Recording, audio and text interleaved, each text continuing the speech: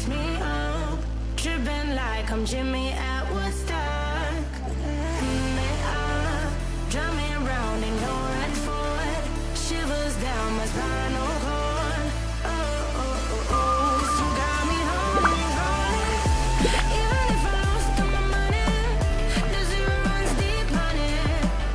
And I don't need to speak a single word, 'cause you got me holding, holding.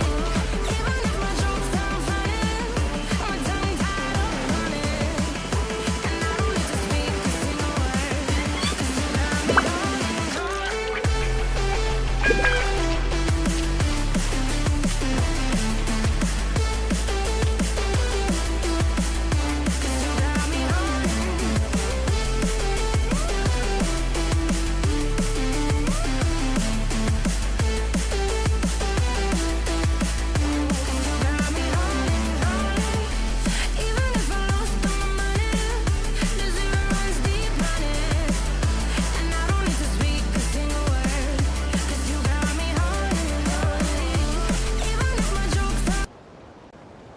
The abyss is like the world's shadow. It's always there, and it will never perish.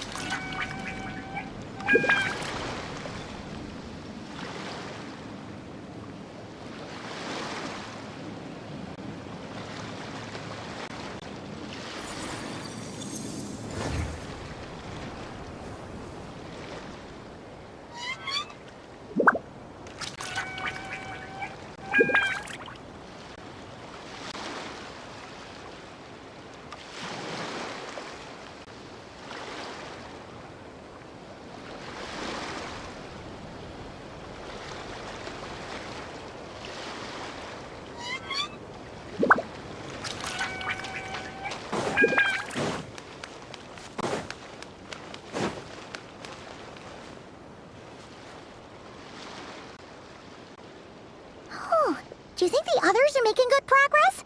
Hope it's all going smoothly.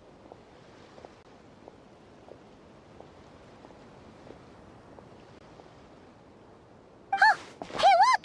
They made it back as well! Prince! Llama! How'd it all go?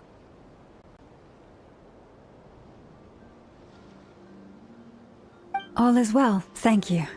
Nefer and Yehoda had to stay at the curatorium to wrap things up, so they won't be joining us for now. I ran into Miss Nefa and Miss Aino on the way back. Their work is still in progress, so I suspect they won't be back for a while either.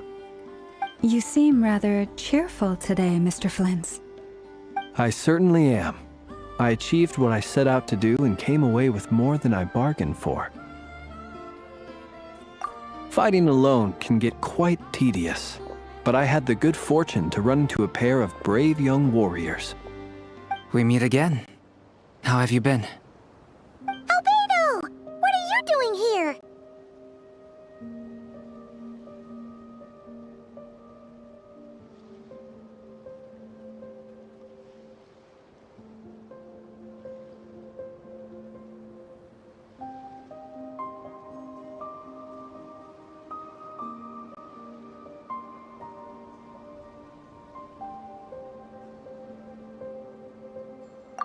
That would be a natural assumption to make.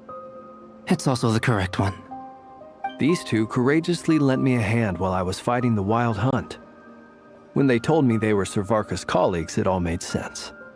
And given how people of outstanding talent tend to cross paths, it's no wonder you're already acquainted. So, who's your travel buddy, Albedo? Why don't you come and introduce yourself?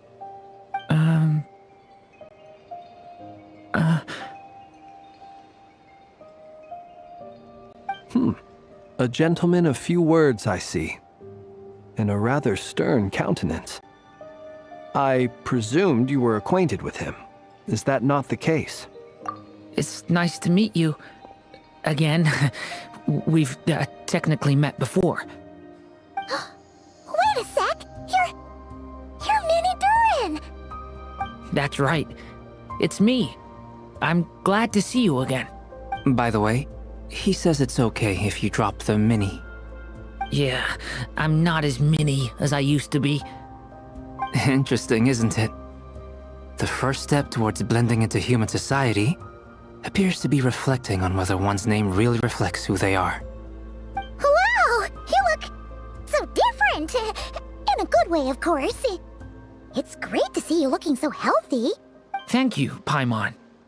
And although you're as mini as ever, I understand that diminutives don't always convey endearment. I'll be sure to simply call you Paimon, as a sign of my great respect for you. Wow! You're such a smooth talker now. Paimon could get used to this. From now on, you may refer to her as your esteemed guide, Paimon. Personally, I think our little Paimon is the perfect size. When people call her Little Paimon, it's just because she's so adorable that they can't help themselves. If that's not a sign of endearment, what is? You're absolutely right, Miss Lauma. My brother still has a long road ahead of him when it comes to understanding human relationships. Anyway, speaking of long journeys, didn't Columbina, leave with you? How come she isn't back yet? She's been catching up with old friends. Wouldn't be surprised if she stopped for a cup of tea or 10 on the way back. Uh-oh. People are talking about me. Hope it's nothing negative.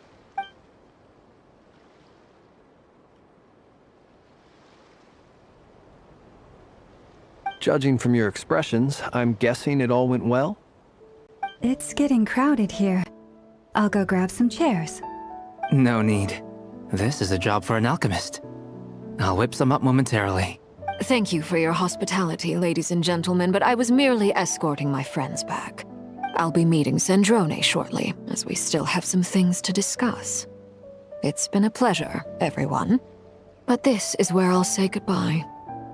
We really appreciate your help. Oh, come on. Spare the formalities. I'm just glad I could help out some true friends.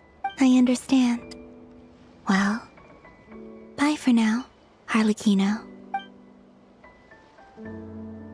Oh, this place is hopping. It's probably a good thing one of us left. Otherwise, we might not fit all these people in. Are you saying we're about to run out of chairs? As a matter of fact, I am. Come on in and see for yourself.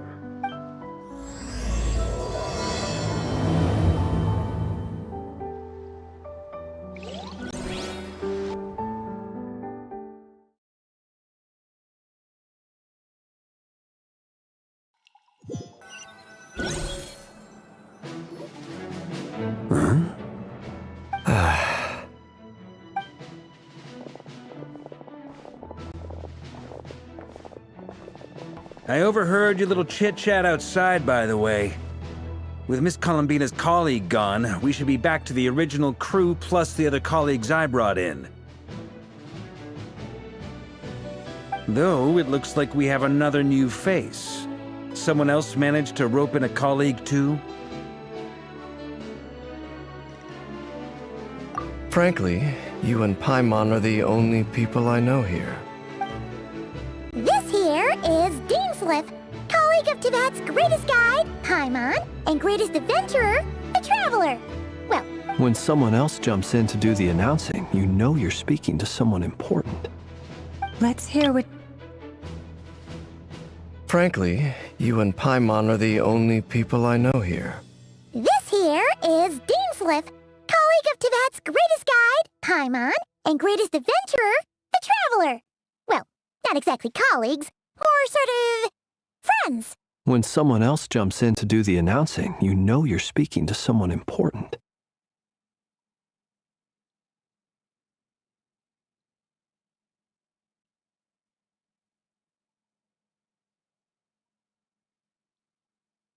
Let's hear what he has to say. Note to self. Once Paimon knows your name, the rest of the world will soon follow. When he comes looking for us, it's usually something important. Paimon's guessing you've heard about the Wild Hunt, then. From the looks of it, you're about to hold a meeting. If I were to say that the Wild Hunt is our mutual enemy, would that earn me a seat at the table? As the saying goes, the enemy of my enemy is my friend. Mr. Dainsleif, there's a seat with your name on it. Though, I can't promise the same for everyone else. Hey, Albedo, think you can rustle up a couple more chairs? After all this time apart, Grandmaster Varka's first order is to rustle up a couple more chairs. Is he being sarcastic? Hey, he's your brother. Why are you asking us? I've still got a lot to learn about the nuances of human conversation. Trying to decipher Albedo's way of speaking has been like jumping in at the deep end. Oh, good point. Paimon gets you now. Don't sweat it. There are people who go their whole lives without getting the hang of it. You're ahead of the game already.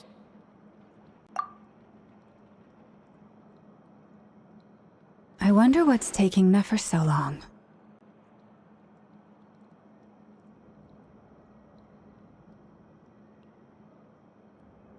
Perhaps you should go and check in with her. If anyone can hurry her along, it's you. I just got back from the curatorium. Besides, aren't you curious to see what's taking her so long? Miss Nefer doesn't strike me as the type to share secrets. And since gathering intel is her specialty, I'm guessing she'd prefer to keep her methods confidential. Under such circumstances, would it not be tactless for me to impose? Oh, but it's fine for me to impose. What can I say? You have an unrivaled ability to garner people's affection, Miss Moonchanter. Besides, you have far more in common with her than I do. All right then.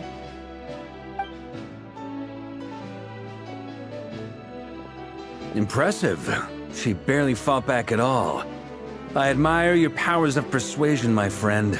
As I'm sure Miss Lauma will realize soon enough, the trick in life is to always pitch in with other people's responsibilities so that you can be selective with your own.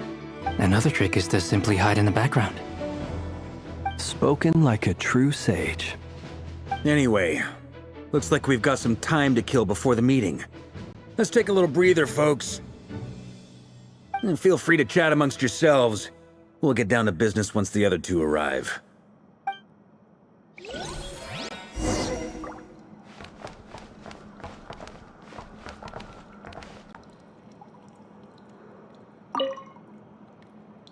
You're both awfully quiet.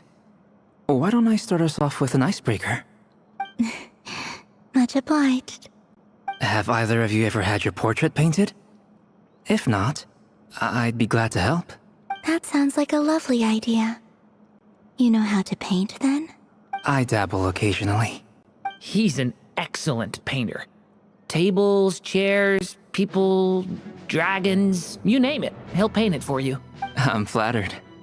If I ever get the chance, I'd like to give it a try myself. I'll bear that in mind. Anyway, how about you, Durin? What sort of portrait would you prefer? Oh, I'd be fine with anything. Whatever style feels best to you. Very well. Then I'll play it by ear. You can replicate any style I want?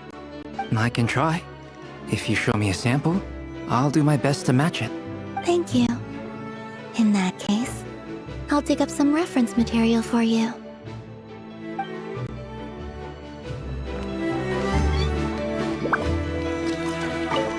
Is there something you'd like to say to me? Yeah! For starters, why'd you just show up here without even giving us a heads up? If you think back to our previous interactions, you may recall that that's hardly out of character for me. You do have a point there. Oh yeah! You'll need to find somewhere to stay the night too, right? Want to tag along with us? You never know. We might get a group discount. Sure, let's do that. Great! Paimon will handle it! And in return, we can get Dainsliff to be our very own personal bodyguard. If that's what you had in mind, you should have said so sooner. I'd be happy to help.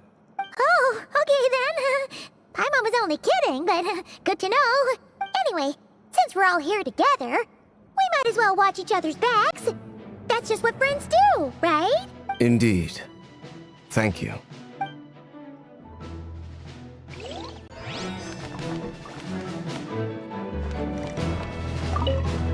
Truth be told, I can't remember the last time I was in a meeting with so many people.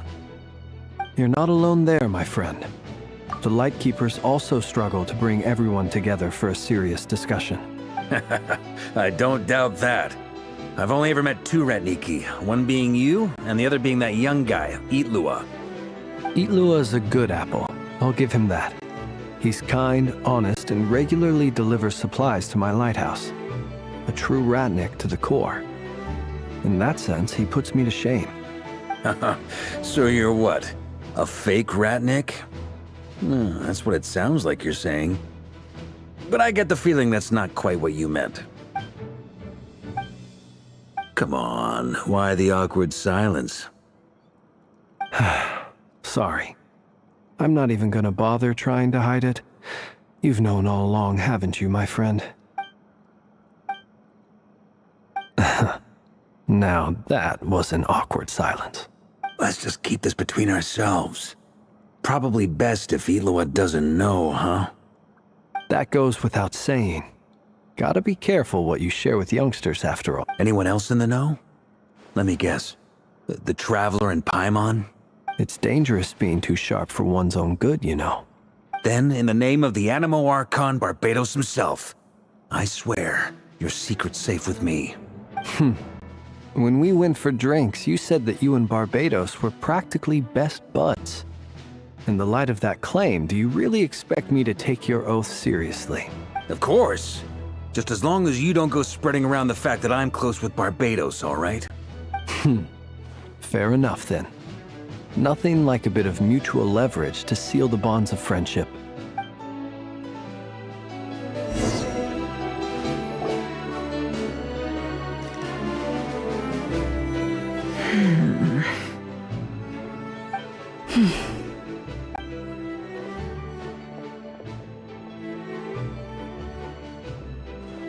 Ah, Miss Nefer. You made it after all. But what about Yehoda? I'm here to give you an update on how things are going on our end. Once this is over, I'll be heading straight back to continue my work. I left Yehoda back at the curatorium to watch over things while I'm gone. Huh. So much for just this once. Shh! Not so loud! We're on a roll here. What if she remembers and suddenly decides to back out? Did you say something, Mr. Varka? Huh? I didn't say anything. Right, Flints? Must have been a frog. They get so noisy around here at nighttime. It's like they're putting on a concert in the background. Anyway, before we begin, there's a few introductions to make. Let me start by saying that it's an honor to be speaking before so many distinguished colleagues and collaborators. First up, we have Miss Lauma. As Moon Chanter, she's the leader of the Frost Moon Scions, a local religious community in KRAI. Then there's Miss Nefer, boss of the Curatorium of Secrets, an intel gatherer extraordinaire. Nefer is leading the investigation into Rerer's background, assisted by Yehoda and Lauma. From the little I've heard, they're making some great progress. Over here, we have Mr. Flints, a Ratnik and guardian of the abandoned lighthouse. In our last operation, he courageously distracted the Wild Hunt to buy time for the rest of us. For those of you who've never met, this is Mr. Albedo, a renowned alchemist and captain of the Knights of Favonius investigation team. By his side is a new face for us all, myself included, Mr. Durin, who has come to lend his aid. Next up, we have the Moon Maiden and former Fatui Harbinger, Miss Columbina. Then we have the Traveler, who's earned more titles than I could possibly hope to list out, so I'll spare you the rundown. And Paimon, the ultimate travel companion and quite possibly the best guide in all of Tevat. Wow! That's a lot of people! Great turnout! Miss Nefer, it looks like you might have another job coming your way, so, congratulations on the booming business, I guess. You think I haven't got enough on my hands as it is? Who's looking for me now? That would be me, Miss Nefer. I have a commission for you. And you are? Who I am doesn't matter right now. What does matter is that I'd like you to gather more intelligence about the Recher of Solnari. Well, it's not as if we never take on anonymous commissions. But in your case, I'll have to decline. I'm gonna take a wild guess and say your job's probably more hassle than it's worth. Something about you seems like bad news. It's my eyes, isn't it? Conrian, I assume. And what's with the mask? Are you trying to hide your identity? In any case, the fact that you're even still alive raises an awful lot of questions for me. My name is Dainsleif. And yes, I am from Conria. As I'm sure you're aware, the Recher of Solnari's real name is Rerir. He was once an acquaintance of mine. Really? Then you must have been quite an influential figure yourself. You flatter me, but none of that matters anymore. My point was simply to clarify why I have asked Miss Nefer to investigate Rerir's background. So you're both from Conria, and it sounds like you used to be friends? What am I missing here? Surely you already know how he became one of the Five Sinners. I'll tell you everything I know. The history of Conria, the names and identities of the Five Sinners. I remember it all like it was yesterday. I have never spoken openly of this before. But the truth was exactly as people say. The Five Sinners were each driven by their own desires, and it was by playing upon these that the Abyss tempted them to their fall, tearing Conria apart in the process. The visionary, Vedifenir, who wished to foretell the future. The wise, Haroptatir, who sought limitless knowledge. Gold, Rheindotter, who desired to create life. The foul, Surtologi, who pursued supreme strength. And last, but not least, Recher of Solnari. Of the five, Rerir is the only one who remains a mystery to me. He never harbored grand ambitions. So what changed in the space of a single night? How did he come to fall like the others? In other words, you're saying that his change came as a shock to you, and you have no idea what actually happened? That's right. You mentioned how the Abyss tempted them, which led to their fall. But what did that look like in practice? And what other context can you give me about the events of that time? The more detail you can give me, the better. Strangely, now that it comes to it, I hardly know where to begin. The fateful night took place during the era of the Eclipse Dynasty. One day, my elder brother, the visionary, Vedifenir, was summoned to the palace by the Vinster King, only for the king to gouge out his eyes and cast him into the dungeons. When I came to hear of this, my fury knew no bounds. I gathered together every ally I thought I had, and together, we set a night to storm the palace and free Ved. Centuries on, the memories of that night still haunt me like a never-ending nightmare. We broke through the palace gates, just like we had planned, each striking towards our separate targets. But then, I was betrayed. Even Vedafenir, the very person I had come to rescue, abandoned me and partook of the Abyss's power. So, it's personal after all. Then tell me, Mr. Dainsleif, what price are you willing to pay? You, of all people, must know that nothing comes for free. I cannot say what price would be worthy of such a commission. But know this. Rerir was not always a madman.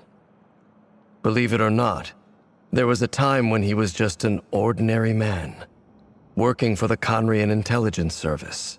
Uncovering the truth of Rerir's past is the only way to unravel this mystery. But before you decide if you will accept my commission, I will tell you more about him. Enough, I hope, to help you plan your next move. Sounds pretty good to me. Feels like we just flagged down a random passerby, only to discover he's actually a master strategist who has a score to settle with our enemy.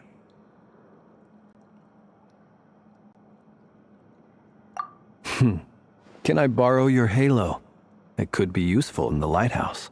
Hey, enough with the wisecracks! Besides, isn't that lamp of yours bright enough already? Relax. It was meant to be a compliment. If that was a little over the top for your liking, I'll make sure to tone it down next time. I'll give your proposal some serious thought, Mr. Dainsleif. Let's speak in private once the meeting is over. Before that, there's a few things I'd like to share.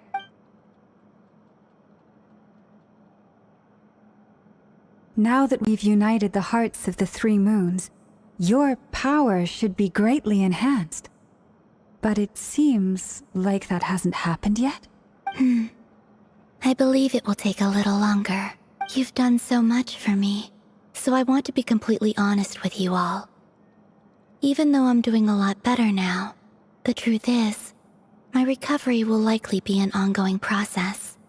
From the moment I was born, my power has been slowly ebbing away. And that is because Tevat has never accepted me. Even with the moons united as one, it seems my rejection cannot be undone. So far, I have yet to find a solution. It may turn out to be a problem that will plague me until the day I finally leave this place behind.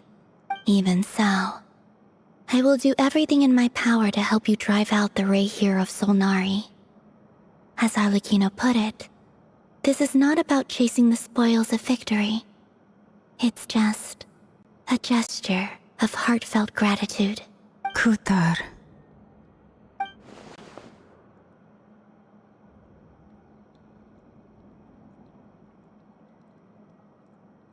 Defeating the Reihir of Solnari will be no easy task. While my strength slowly recovers, we'll also need to gather more intel. Naturally. We should take all the help we can get if we hope to defeat him. We've considered several viable plans now, but our choice hinges on the answers to a few key questions. Is it even possible to kill Rerir? What experiences shaped the person or monster he became? And what's he really after? Given Albedo's expertise in alchemy, I think we should leave him to try and answer the first of these questions. Understood. As for the other two, I'm afraid we'll have to count on you again, Miss Nefer. Believe me when I say it's not my wish to burden you. But right now, relying on your skills is our only option.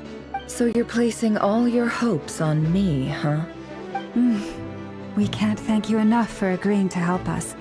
Honestly, I can hardly believe how lucky we are. You sure have a talent for changing your tune, Miss Moonchanter.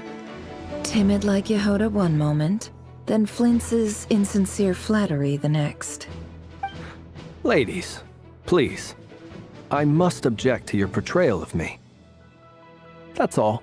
Feel free to keep bickering. Just pretend I'm not here. I almost don't want to leave this room. I'm curious to see how this plays out. I have faith in you, Miss Nefer. Something tells me you'll stand by us until the very end. Oh? And what makes you so sure of that? What if I suddenly decide that my compensation is insufficient? This isn't about the money. I can sense that you've got a deep-seated distaste for Rerir. And knowing you, that alone is motive enough. Look at them getting along so well. Like two peas in a pod. And I'm the one they accuse of insincere flattery. There is no justice. Miss Lauma, you have to understand something. Unlike you, I don't actually enjoy having everyone's hopes on my shoulders. Is that right? Well, maybe the fact that I'm willing to put my hopes in other people says more about me than you. But the fact is, I also trust you. And that's because I know that you're someone we can count on. Anyway, we've got our plan, so let's get moving. Mr. Dainsleif, let's talk. And Traveler, once we're finished, if you've nothing else planned, I'd like you to come with me. This whole experience is teaching me a lot. For instance, I now know that when other issues come up in the future, I'll have far more luck getting Lauma to convince Miss Nefer than trying to do it myself. Hate to say it, friend, but that's one of the funniest things I've heard in a while. Why? You think I've got it wrong? Quite the opposite. But what makes it so hilarious is how long it's taken you to realize.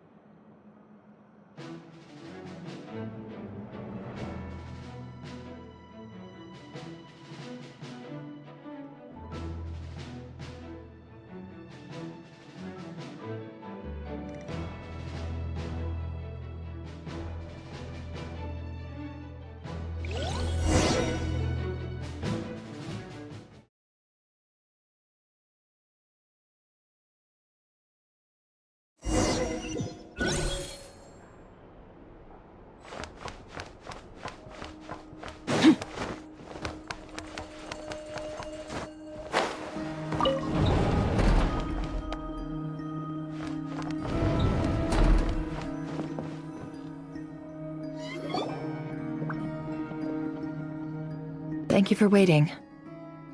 It's okay. We actually used the time to help Dainsleif get a room at the hotel. That's very considerate of you.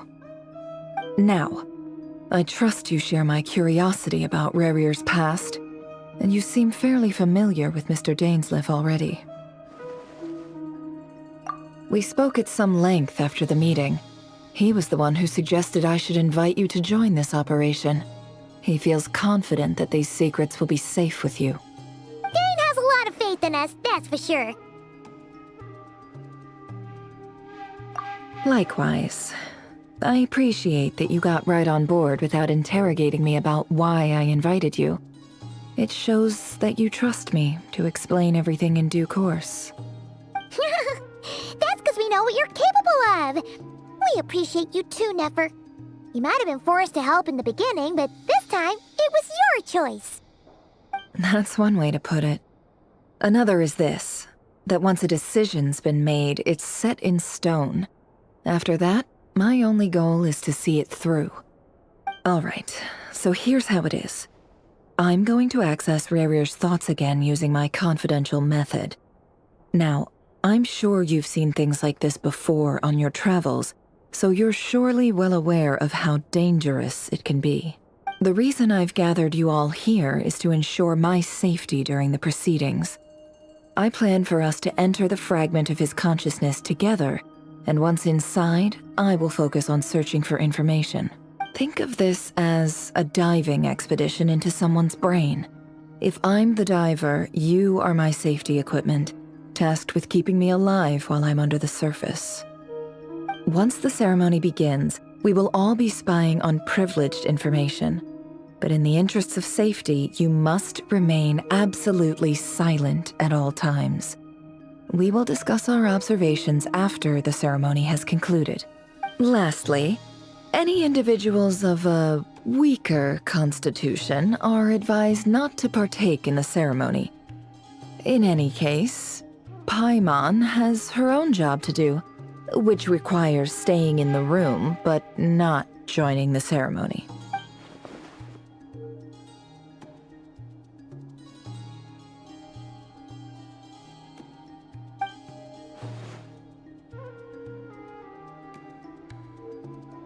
Well, good luck, everyone! Sounds like all Paimon can do is cross her fingers and root for you guys. There's a little more to it than that. I was being serious when I said you have a job to do. While the rest of us are inside Rarir's mind, it's imperative that we have a team member on the outside. In the event that something goes wrong, you will be our first responder. I don't anticipate any issues, but the extra level of safety will be greatly appreciated. I second that. This is a dangerous operation here, and you're our whole rescue team. That's pretty much the most important job in the crew. So, Paimon's like the lifeguard? Yeah, that makes sense. All right, got it. Good. Please, take a seat. We'll get started momentarily.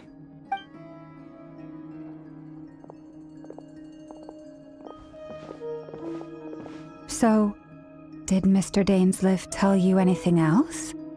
He told me that he believes Rarir kept some big secrets in his life.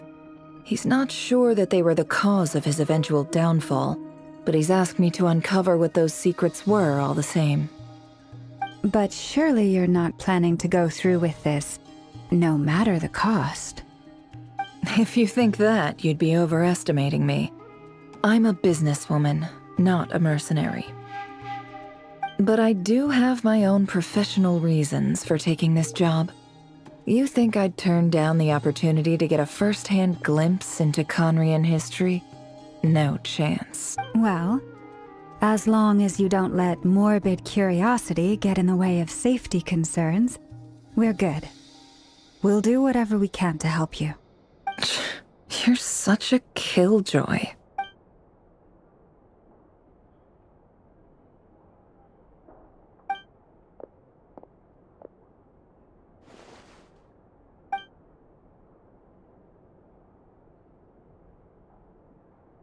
All right, I'm good to go. All set over here, too.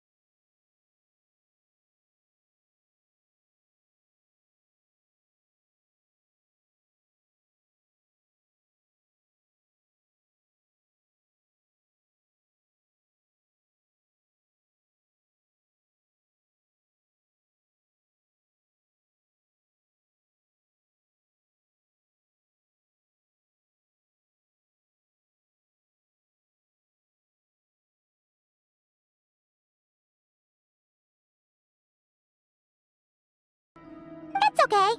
We actually use the time to help. That's very considerate. Now, I trust you share my curiosity about Rarir's. We spoke at. Dane has a lot of faith in us, that's for. Likewise. I appreciate that you got right on board without interrogating me about why. That's one way to... All right. The reason I think of this once the ceremony... Lastly... Well... There's a little more in the event... I second that. So... Good.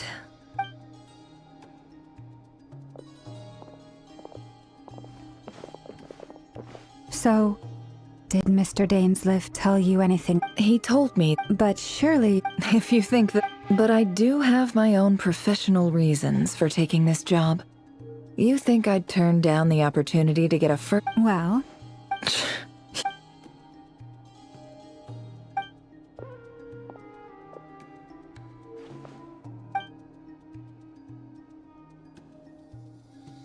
All right. I'm good to go. All set over here, too. Promise, Paimon, you'll be extra careful. All right. Let your whole body relax. Close your eyes.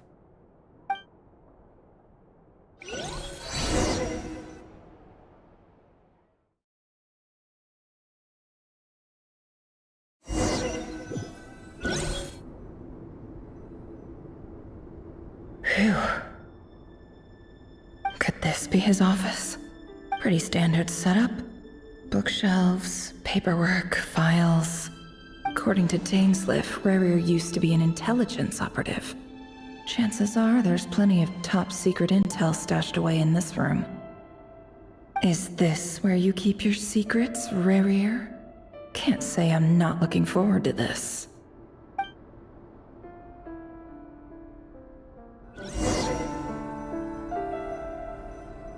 Can't hide the truth.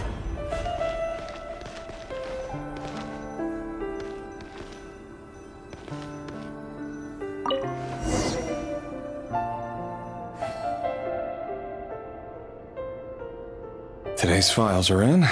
Time to wade through them, just like usual.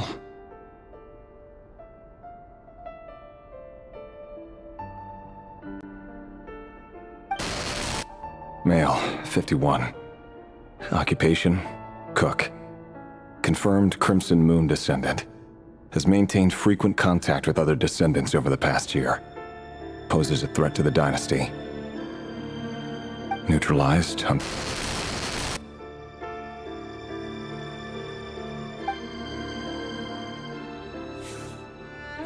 This one should be archived under purged targets.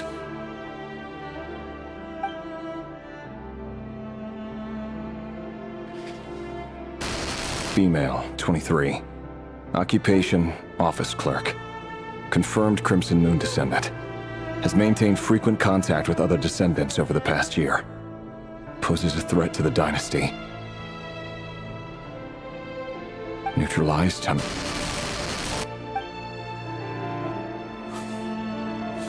Another one for purged targets. Sounds like she was that other man's daughter. Never mind. What's it got to do with me?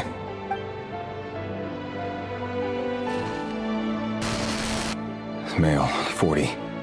Occupation, teacher. Confirmed Crimson Moon descendant. Has been observed making contact with other descendants during the past year. Poses a threat to the dynasty. Neutralized on... Just another nobody for the archive. Come to think of it, I remember surveilling this man.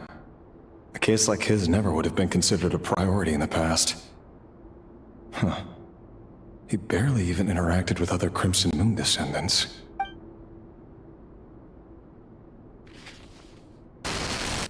Female, 16. Occupation, none. Orphan and confirmed Crimson Moon descendant. Has been observed making contact with other descendants during the past year. Poses a threat to the dynasty. Neutralized on... Filed. I have no recollection of this girl. None whatsoever. She doesn't seem to be anyone important, but then again, how many of them really are?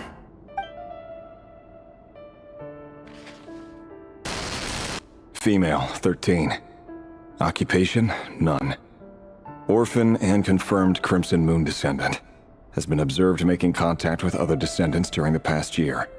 Poses a threat to the dynasty. Neutralized and...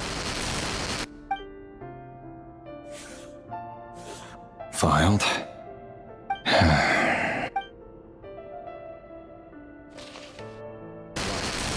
Male, 11. Occupation, none. Orphan and confirmed Crimson Moon descendant. Has not been observed making any contact with other descendants during the past year. Poses a threat to the dynasty. Neutralized and...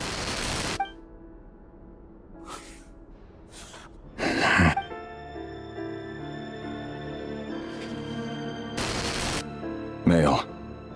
6. Occupation, none.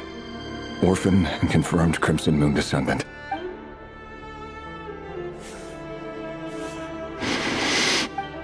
It's funny, isn't it? Your job is becoming both harder and easier at the same time, depending on how you look at it. Sooner or later, the Crimson Moon descendants will be completely wiped out. But as their numbers dwindle, they become harder and harder to track down. That's not how it is.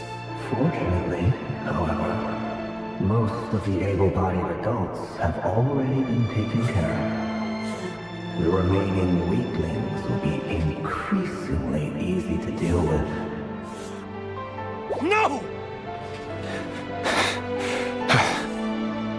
No. My job is to ensure the survival of the Eclipse Dynasty. And the only way to do that is by eliminating any and all potential threats. It's a perfectly legitimate line of work. Every single one of my colleagues can attest to my fairness. And if my friends were aware of the facts, I know they'd back me up too. Assuming, of course, that they were aware of all the facts.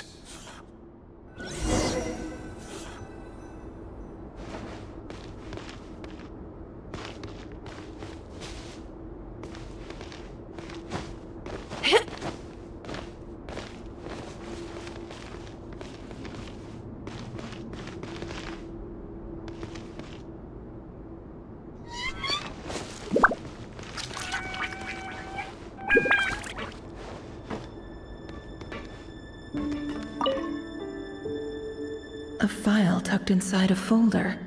The title reads, Dear Breakfast Shop Owner. It's a list of names, but at this stage I have no idea who any of them even are.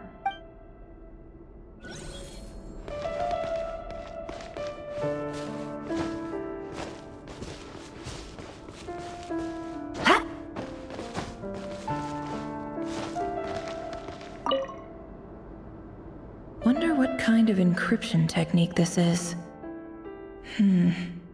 Seems like it has to be inserted into that camouflage device nearby. Aha! It's an audio recording. Please, hear me out.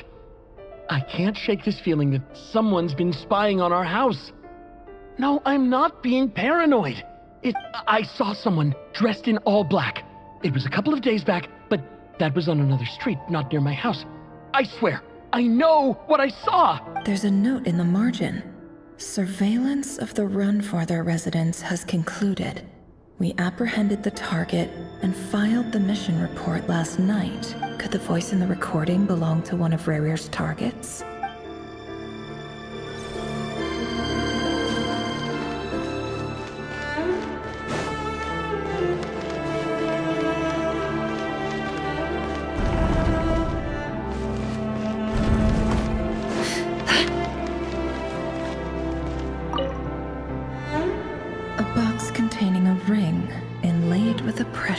Gem. Must be for his girlfriend.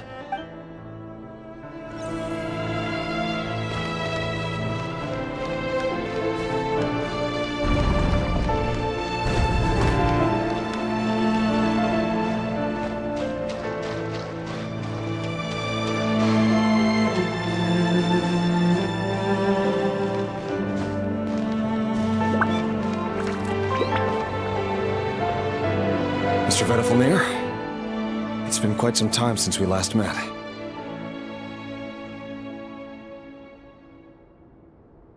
RevengE, I trust you're here because you have something important to discuss. Forgive me. I wasn't tuning out, it's just, I noticed you didn't even phrase that as a question. As if you knew I was coming. Tell me, does someone in your position ever feel the need to ask questions at all? It is indeed within my power to foresee certain things. Things like your arrival.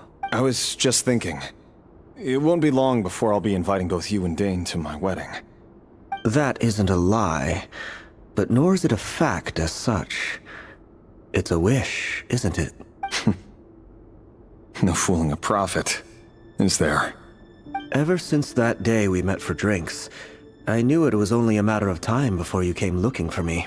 Does it feel good? Knowing how the future will unfold.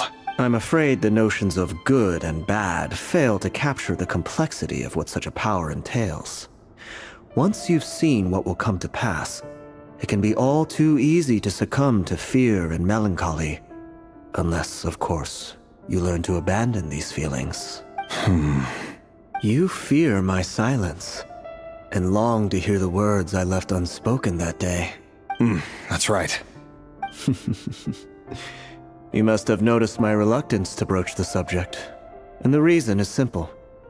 Because the truth could never have lived up to your hopes. For both our sakes, such words are better left unsaid. The burden of prophecy was never meant for your shoulders. So who exactly do you deem worthy to hear your prophecies? None but our exalted king? Or rather, our king as he once was. You're closer to his majesty than I am. You must know better than anyone how much he's changed. You say that as though it is to my benefit. Yet precisely because of that, I dare not speak rashly. A king can turn out to be the most virtuous of rulers, or a tyrant more terrible than the most vicious of dragons. You are so wise and far-sighted, yet still you would have me live in fear of the unknown? You make a fair point. Especially given my silence alone was all it took to send you spiraling downwards. Very well then. Let me offer you some advice. And I say this not as a prophet or a visionary, but simply as the brother of your friend.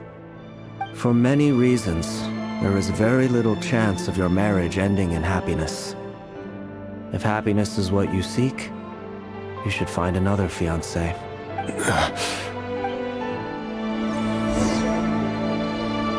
Hold on. There's that same black fog again. Could this memory belong to Thelindis? Wait. Hear me out. This time we finally got a clear look at his face and learned his true identity. His name is Rayrir, and he claims to be one of the king's guards.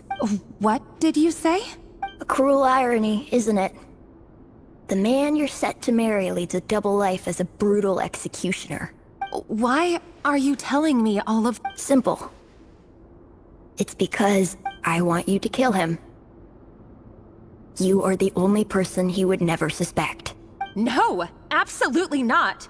I would never dream of doing such a despicable thing.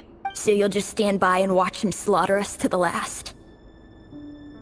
Do not forget that the blood of the Crimson Moon flows in your veins too. The blood of the Crimson Moon? What does that matter now? The dynasty has long been dead and gone. You think that alone is reason enough for me to throw away everything I have? Why wouldn't it be? You two were once a child of the Crimson Moon, just like me. Don't tell me you've never felt so much as a flicker of fury for the way we were trampled into the dust. As long as you promise to abandon this pipe dream of restoring your dynasty, I can try to persuade him. Or have him persuade the Vinster King. Persuade the Vinster King? Do you even know why he's so obsessed with hunting us down? Why he keeps trying to force us to hand over our secrets? Over and over again? Or why we refuse to give up on restoring the dynasty? The Vinster King. A blind fool. His eyes clouded by powers from beyond this world. A petty little man with a miser's heart. And he dares to sit upon the throne? Mark my words. Sooner or later, Conria will fall. And it will be his doing. If you can't bring yourself to do it, so be it. Just you watch. It won't be long before calamity descends upon us all. The Re'hir of Solnari. That really is quite a secret you've been keeping from me, Re'hir. But who am I to talk? Am I really any better? I've kept my own past a secret this whole time too. Love should be built on honesty. But ours was born from lies. And yet, is it really so wrong to hide things that would only make life harder? If we don't cover up the parts that no one else should see, how can we go on pretending to be normal? Vedifulnir must have known all this. And that's why he made his prophecy. In the end, nothing stays hidden forever. But I won't just sit by and watch this disaster unfold. I'll do everything in my power to protect what I cannot afford to lose. No matter who I have to face.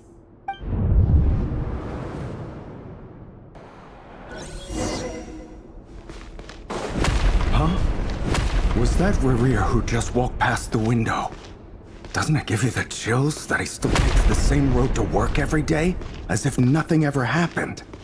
Those people at the deli. Enough already. They're clearly pretty taken by their own disguises, so just smile and play along. Pull the rug from under beasts like that, and you'll risk having your throat torn out. Deli. Oh. They're talking about those people from the opposition. Right. I'd almost forgotten they used to run a deli. People of no consequence always vanish so easily. And no one even remembers them.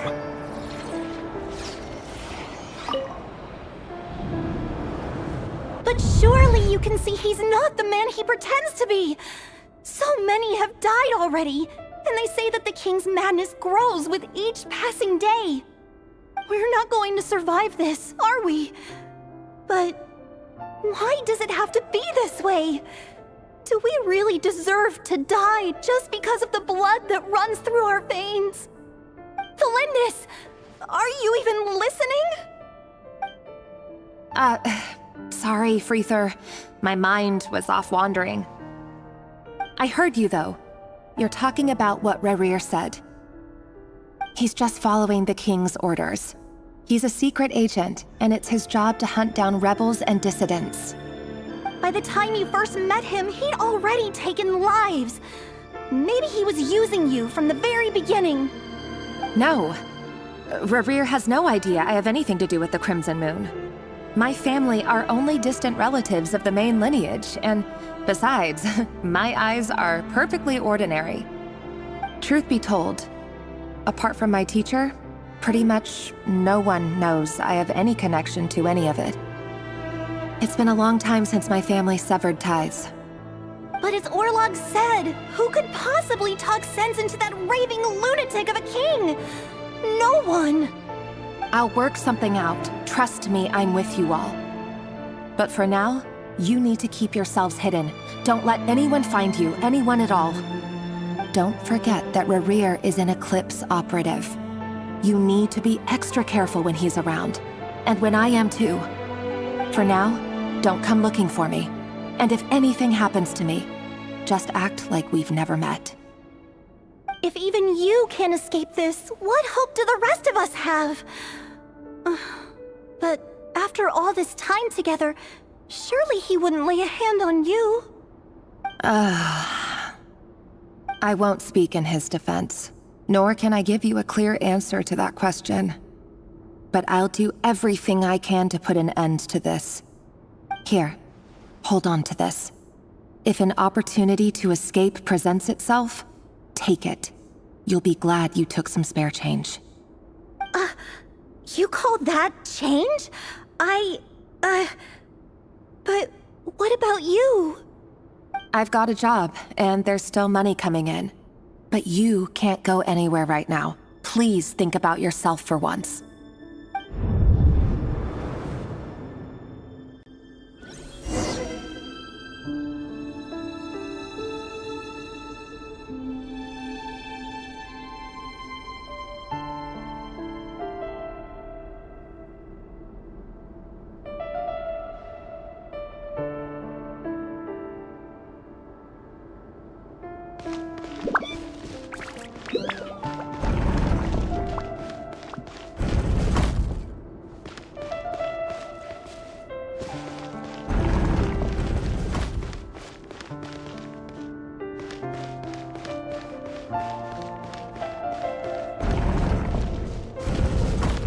Another day, another round of assassination training. The training ground is just beyond this hidden passageway.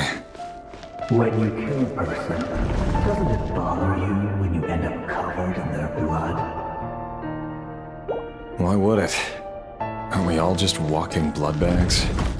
But not everyone is accustomed to hunting down others like prey. You've been a hunter for so long now. You seem to have forgotten that most people don't just go around killing one another. Leave me alone.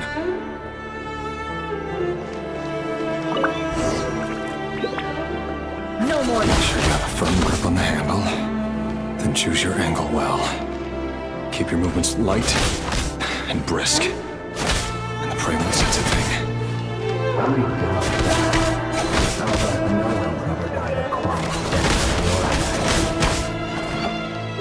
I work clean. No traces.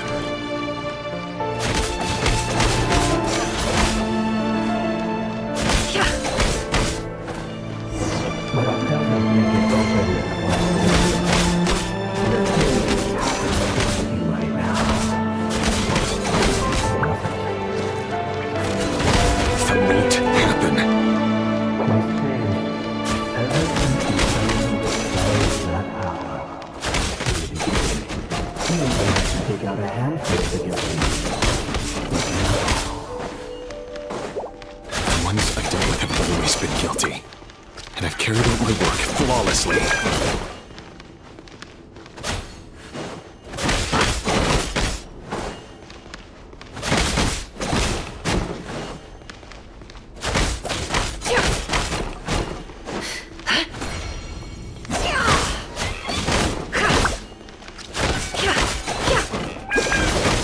You know why Belinda didn't accept your proposal, don't you?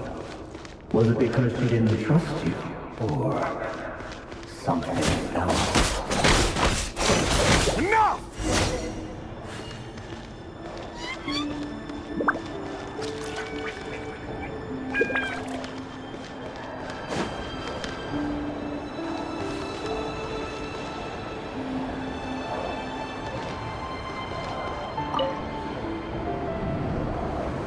Delindis, do you still remember Orlog? Orlog. The boy who was pretending to sell flowers. You spoke for quite a while, didn't you? Yes, we did. What about him? He was arrested 2 days ago. Chances are he's already dead. He... I just don't get it! After everything he's done, why do you still stand by him? Or does it mean nothing to you that people keep dying? No, that's not... Just hear me out. I need to go now, Thelindis. They're looking for us. You take care too. If you ever need a place to hide, come find us.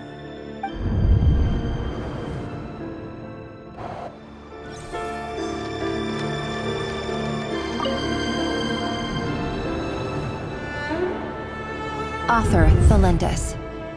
Over the course of this week, the research object was subjected to interference for a total of 47 hours for experimental purposes. The results are as follows.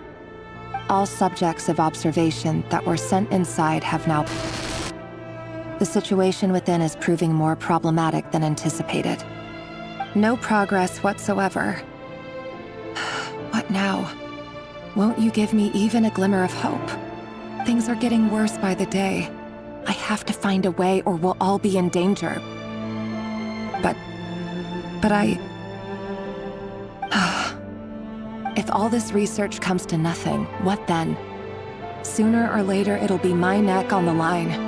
But could he really bring himself to kill me? No. Surely he wouldn't have the heart.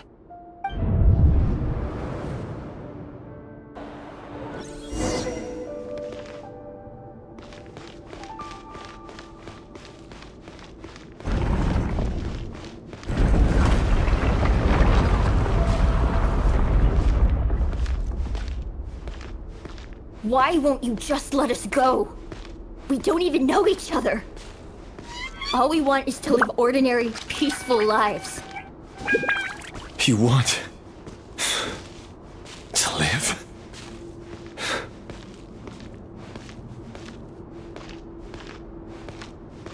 Yes. I just want to go on living. Is that really such an unforgivable crime?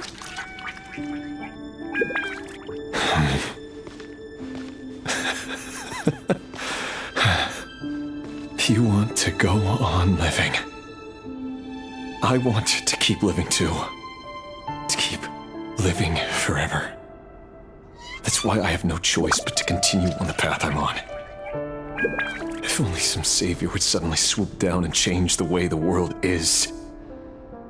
Too bad that's not going to happen.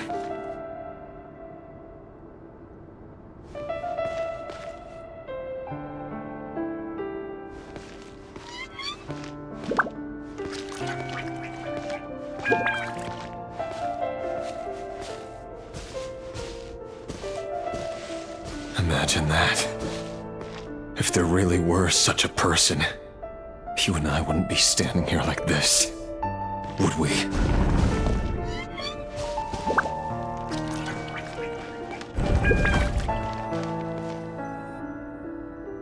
Today's files are in. Time to wade through them just like usual. No, I don't get tired of it. It's my job. And not only am I lucky to have it, I'm good at it too.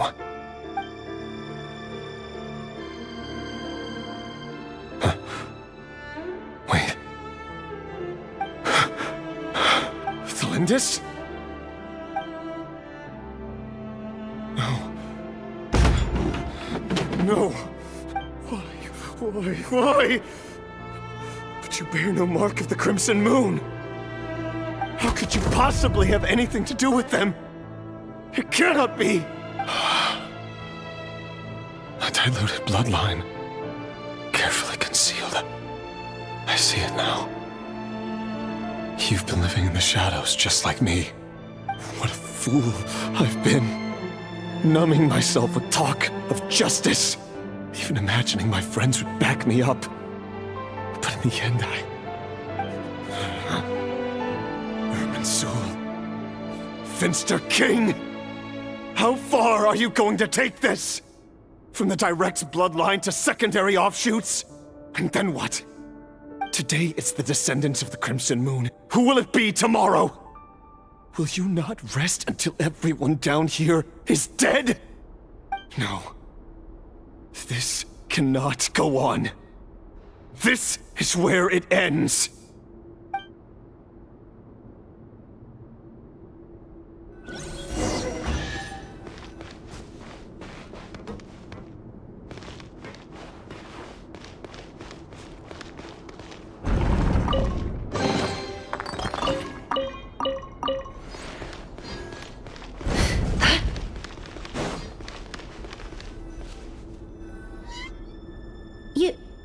You're really letting me go?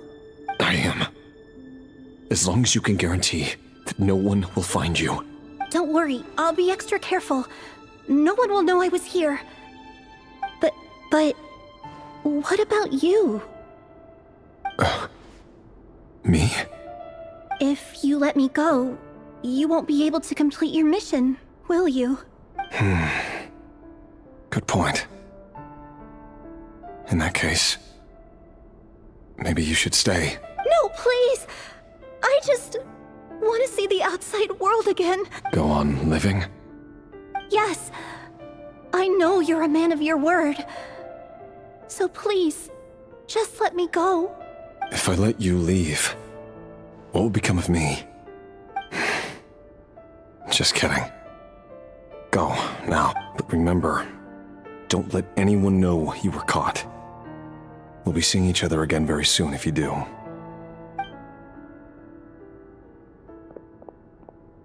Even shadows in the dark must live by a code. But you can't save everyone. You've been whispering in my ear for days now, Vedifalnir.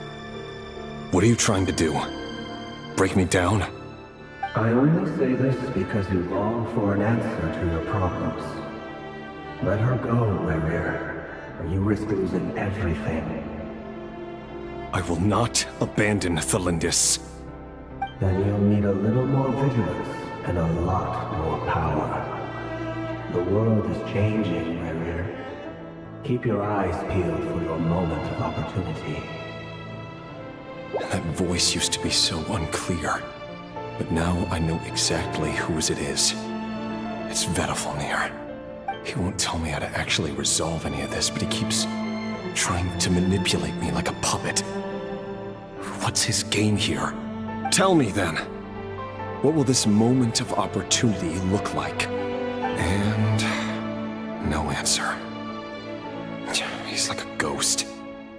Always disturbing me when I'm on edge, but never answering when I need him most. So, the Eclipse dynasty was purging, well, massacring the descendants of the Crimson Moon. And it seems like it was all connected to the Vinster King's research. The King's obsession with abyssal power left the future of Khaenri'ah hanging in the balance. No wonder every aspect of Rerir's life was so unstable. And it looks like this Thelindis, Rerir's would-be fiancée, herself belonged to a sub-branch of the Crimson Moon dynasty's descendants. It almost defies belief that a couple like them could hide the truth from each other for so long. If the Vinster King hadn't intervened in such a drastic way, they might have gone on deceiving each other for the rest of their lives. And why does Vedifalnir, Dainslif's older brother, keep talking in Rerir's head? This guy kept more secrets than I ever imagined. The human mind is like a vast desert of shifting sands. When you follow the flow of someone's memories, you only ever see the parts they're willing to let surface. Time for something a bit more creative. We've been inside Rerir's mind this whole time, building up a picture of his psyche. There's already enough clues on the board to start reading between the lines and mapping out the rest. Now, we can finally begin to put the pieces together. Sure, it'll only be a reconstruction, part simulation, part reasoning, but it's usually pretty accurate. Once we've built up a cognitive profile, we just need to cross-check the logic behind his actions. And then we'll be able to take a sneak peek at whatever it is that Rerir has really been hiding.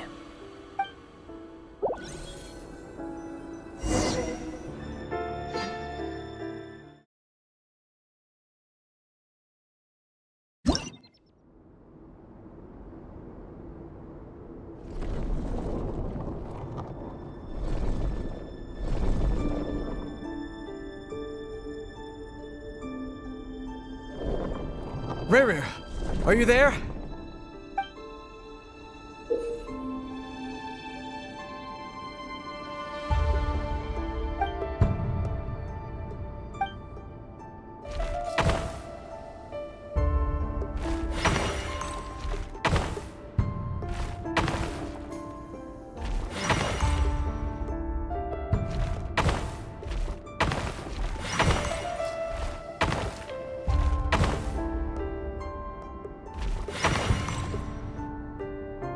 Hey, Rerir!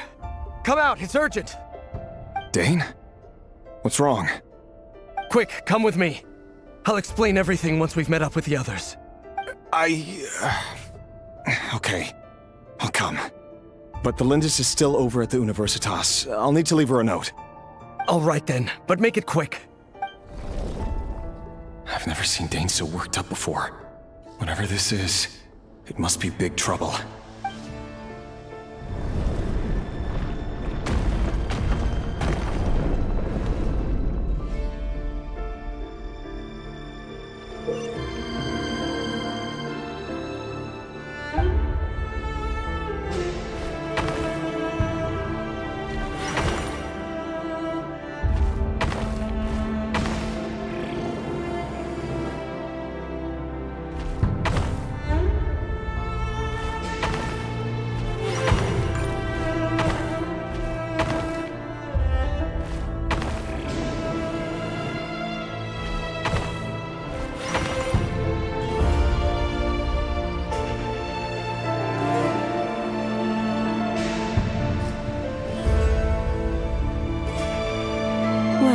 This is a nice change, meeting you all at this hour. When men and women of ambition can speak face to face in broad daylight, I say that's a big step forward for our dear Conria. Don't be ridiculous. We do not fear the day. Why would we seek refuge in the night? You might ask your blade that same question. I'm told it prefers the cover of darkness. The word on the street is that Sertology only strikes when he has an unfair advantage. But that is patently false.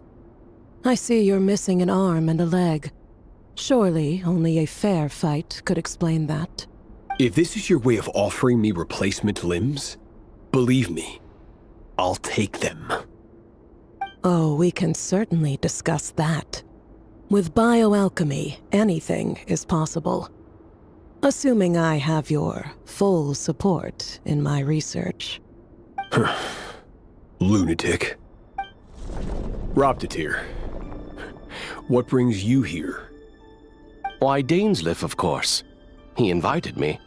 Please, cast aside your apprehensions, Miss Rhindaughter. Whatever the rumors may say, I am but a humble servant of the king, and I can assure you he affords me no greater convenience than he does you.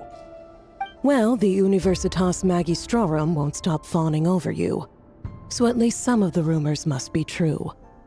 You're clearly doing well for yourself, so drop the humble servant act. It endears you to no one. You're president of the Universitas Magistrorum, the chief royal mage known as the Wise by royal appointment, and by far the most favored among the 4 pillars of Conria. Vice President Veit doesn't even try to hide his envy when he sees you. My success is the product of hard work and good luck. It's as simple as that. Were the king not such an extremist, I hardly think I would have received a senior post at my age. Of course, no job is without its gripes. Serving a king like ours can be a challenging task, as I'm sure you can imagine. And as for Efterveit, in missing out on the presidency, he's dodged a mountain of stress. Like everything else in life, it comes with pros and cons. You're all here. I apologize for the short notice, but it was an emergency.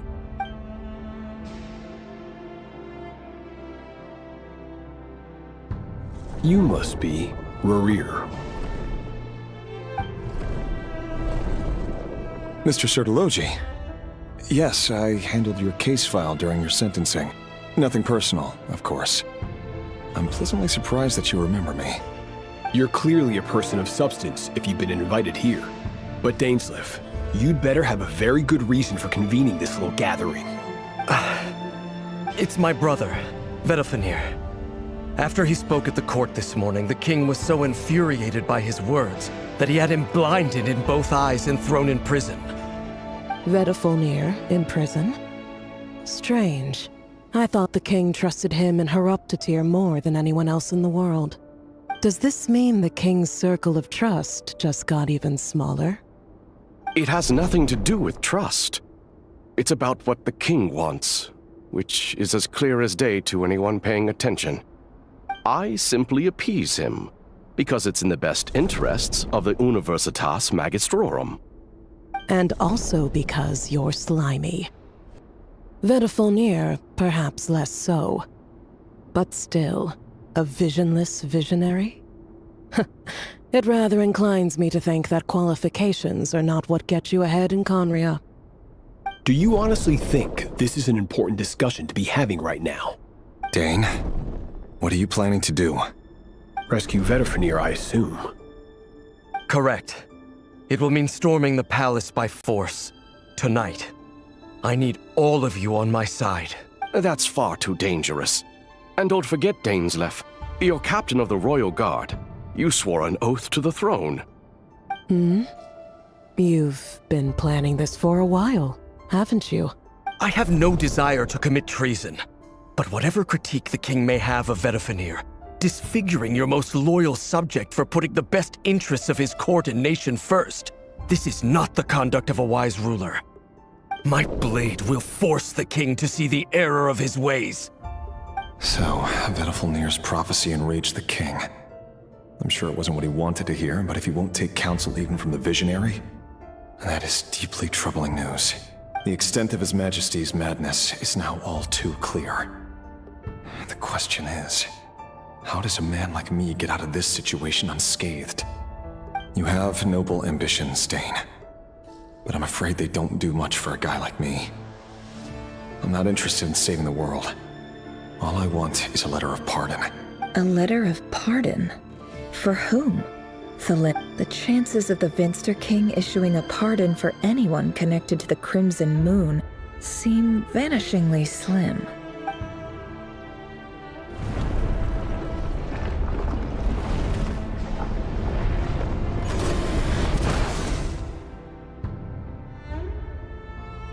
This black fog over the board must have some connection to Thelindis. But why is it taking this form? Does it have something to do with Revir's past? Another mystery I'll need to unravel.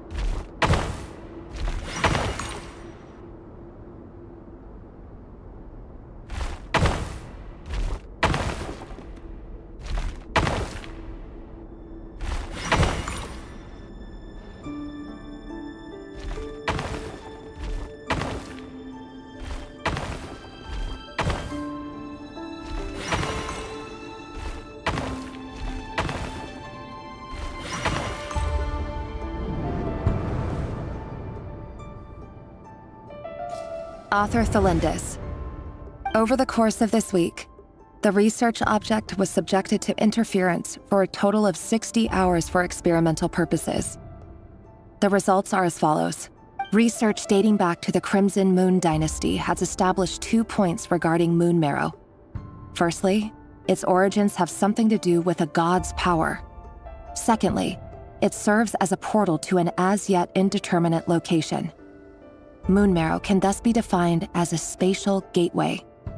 However, there are a number of hurdles to overcome before we can answer the question of where it leads to. To start with, opening the gateway requires a specific power source, which the relevant literature indicates. An enormous amount of power is then required to keep the gate open. Currently, the total power output of our instruments remains in the single digits. To make matters worse, I am now the only staff member remaining in the Moon Marrow lab.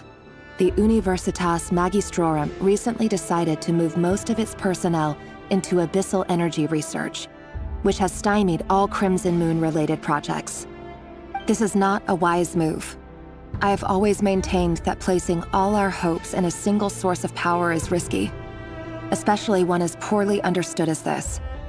As well as making ourselves overly reliant on a single resource, we are neglecting other promising technologies. I apologize if this comes across as disrespectful. But as a Moon Marrow researcher, I desperately want to see the world beyond the gateway. If we really made it there one day, what would we find? And how would we go about taming the unknown? My imagination is endlessly fueled by questions such as these.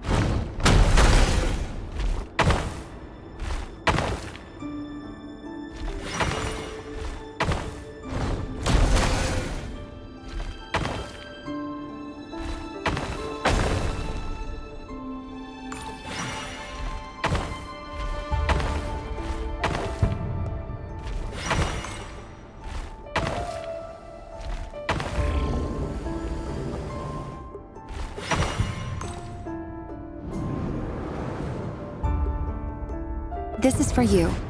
I heard you're gonna leave the city with your parents.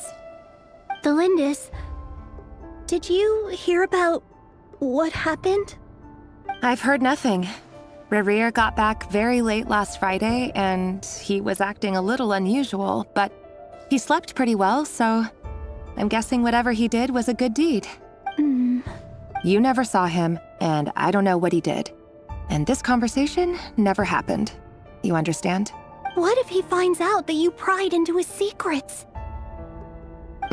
Don't be silly. I don't know what secrets he does or doesn't have. All I know is he's just a normal guy who happens to run some errands for the king. Are you scared of him? I don't know. The Rerir I know doesn't match the person you all describe. Logically, I should be scared of him.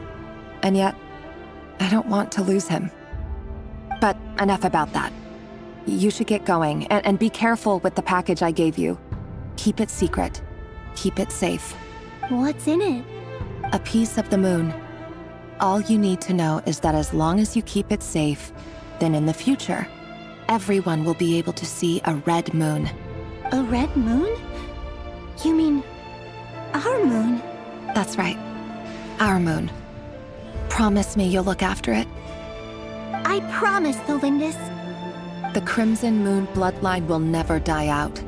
Its light, the color of blood, will become like a fire that flows in our veins, no matter how long it takes.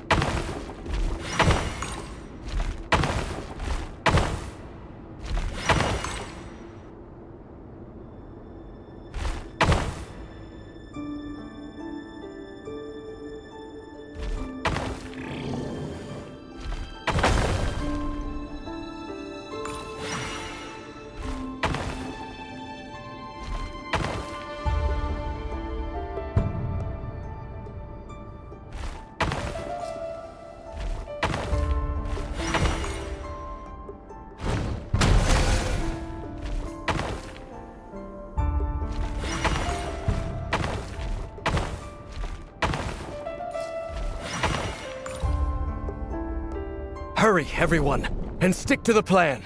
Sir Dainsleif, what are you? Is this treason? You know what happens to those who betray the throne. Please, don't do this! It is the king himself who has betrayed the throne. He has betrayed all of Conria. If you have any love left for justice in your heart, you should join me. It's showtime. Dane and his group will handle the troops in the palace. Then Hraptatyr and Rheindater will disarm the security measures. My job is to enter the prison and rescue Vedifalnir. Stay safe. Wish me luck. Look after my brother. Draw your blade. It is time for justice to prevail.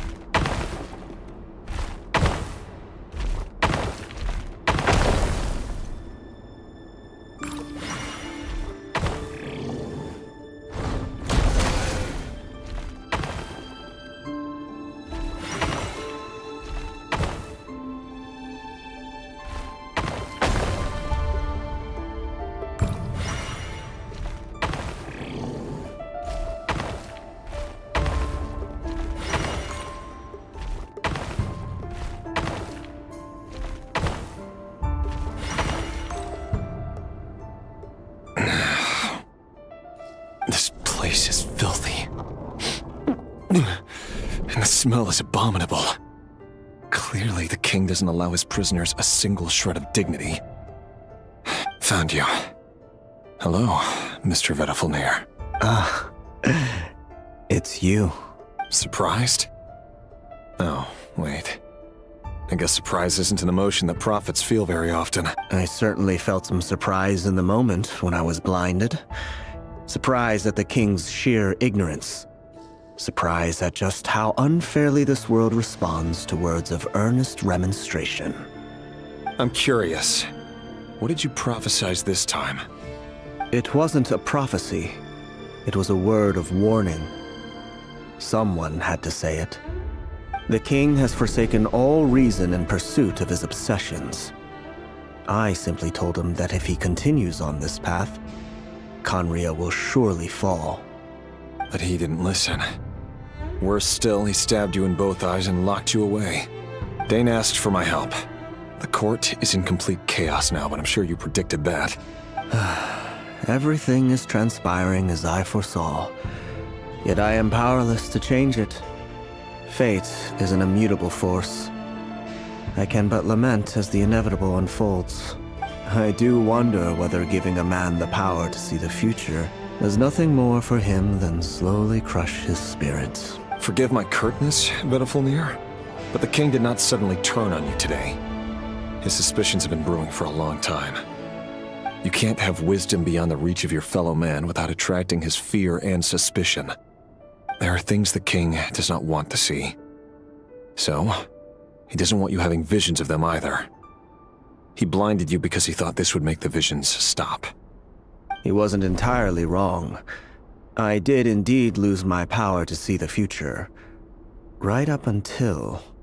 Until what? Just now. I believe I saw something new. Well, tonight could go a lot of different ways. 5 of us banded together to storm the palace, also we could rescue you. This will go down as the most tumultuous day in Conrian history. I sense hatred in you. But also hope. A desperate hope that with the tyrant deposed, that will be the end of the story. But this is not the end. It is the beginning of a new chapter, in a whole new story. There are many men of honor and courage in this world, Revier. But you are not one of them. Is that a dagger? Interesting. Why not the polearm? It was always your weapon of choice. With your abilities, I don't doubt that you were able to recover some of your sight. But I also doubt that you want to make an enemy of me right now. Of course not. We're on the same side, aren't we? We could be. But I need you to be honest with me, Vedafilnir. At this point, you're my only hope for the future. You mean your future? With your beloved, Thelindis? Yes. And I know there are bigger things at stake here. A dynasty, a nation, maybe the entire world. But forgive me, I care first and foremost about myself. I can't abandon the one I love to save myself. I just can't do it. But you see a broader picture of the future than I. You see the solutions to the biggest problems of our age. So tell me, what is my solution? What's the answer? In matters of fate, answers are either right or wrong. What will be and what will not. Maybe you are willing to pay a certain price in the pursuit of happiness, but unfortunately, fate does not negotiate. That is the cruelest thing about fate. It is unmoved by your sacrifices. That can't be true.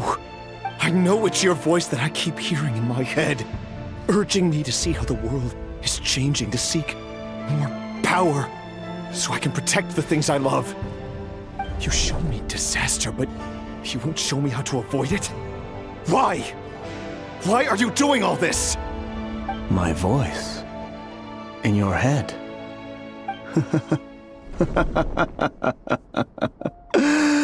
So, you hear it too? The voice that steals your mind, gains your trust, and drives you crazy. It turns out that we are not so different, you and I. Vedafilnir just broke into the strangest smile I've ever seen in my life, as if he'd discovered some monumental secret. But then he suddenly switched to looking extremely weary. Very well then. My advice to you is as follows. You must persevere. Whatever trials and tribulations you may face, be steadfast in the belief that they are your path to the future. For as long as you live, your story with Thelindis shall not come to an end. That is the only chance you have of fighting back against fate. It is up to you whether you believe my words. Regardless, that is all I will say on the matter. I have no right to intervene any further. I will hold you to your word.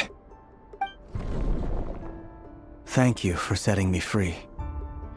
In return, I will tell you one more thing that you cannot afford to ignore. Just then, a strange wave of energy rippled through the city. We had no idea what it could mean. If I were you, I would head to the Universitas Magistrorum. The Universitas? Oh no! I'm sure we'll be seeing each other again very soon, Revier. Whatever Vedafilnir said, I didn't catch it. I didn't even help him out of the prison. There was no time to lose.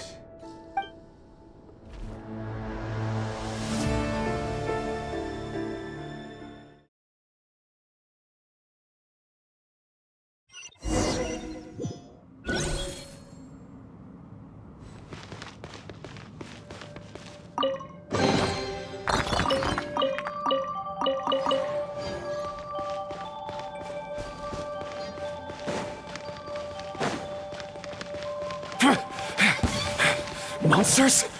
Is this Rheindarter's doing? Or the Universitas Magistrorum? Out of my way!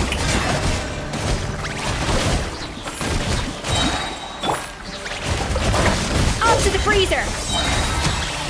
Remember, nice clean cuts.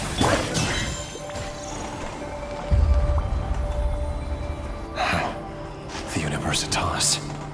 That reminds me of a rumor I once heard. Allegedly, the king installed secret mechanisms in the palace and around the city. No one knows where they are or what kind of power they hold. But if they were ever gonna activate, it would probably be on a night like tonight. Help! Help! Hold on! Don't let them anywhere near you! Save me! I can't! Ah! That sounded like an explosion. So, the rumor is true? The king really went through with it? What other means does the king have at his disposal? They must run on power from the Abyss. And given it's a major center of Abyss research, anyone over at the Universitas will be in grave danger. I have to hurry!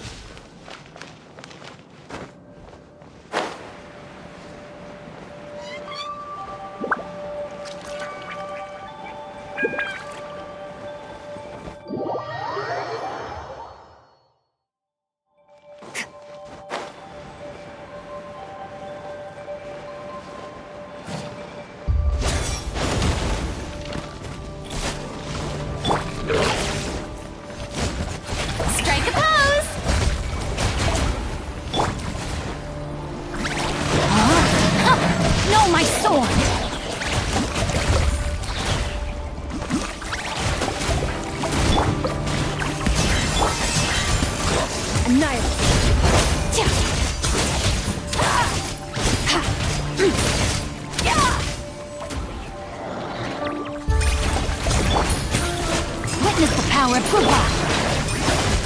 A little amuse-bouche! Goose on the loose!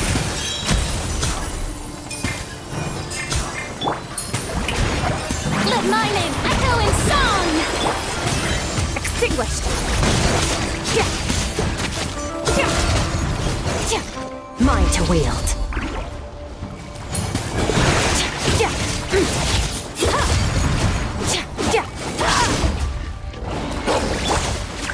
It all adds up. The deception ends here.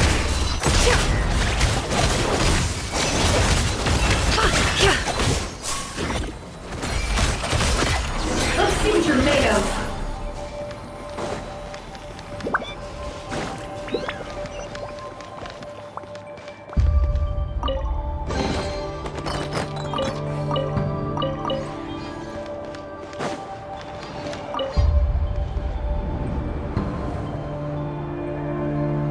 Monsters! At the Universitas Magistrorum? Why now? Oh no! They're coming! It's no use, the table won't hold out much longer. The weapons. Where are the weapons? Of course. All the lab equipment was upgraded after the inspection last week, but the new weapons haven't been allocated yet. I'm done for. Is anyone there? I need help! Ah! Stay back! Please stay back! Please!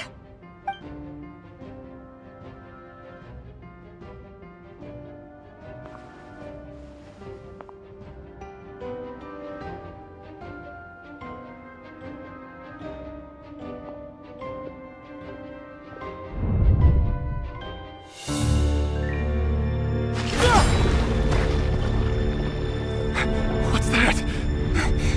Rev-Rear! So the rumors about your work are true. What? No! Listen, something happened at the palace tonight. We have to leave! You don't need to lie to me anymore. What do you mean? I know why you're worried, and I will respect the decision you've made. But it's okay, because I found a solution. I know how to end all this. You can have it back. The normal life you so desire. But until then, I'm afraid our wedding will have to wait. This? No, don't do it! Cylinders! Cylinders!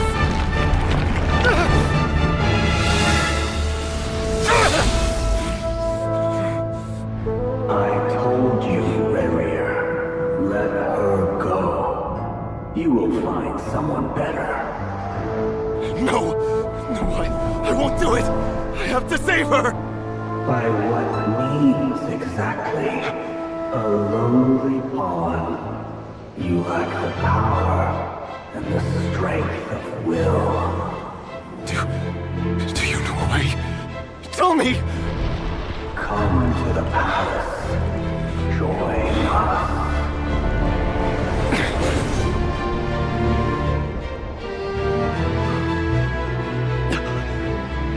RevengE, thank goodness we... Step forth and take your share. You made it. Not you too.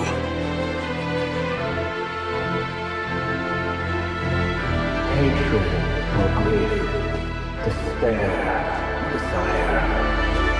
We all have our own.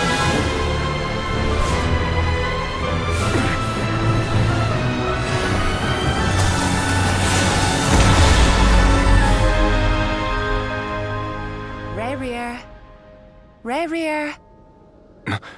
Lindis. Were you daydreaming?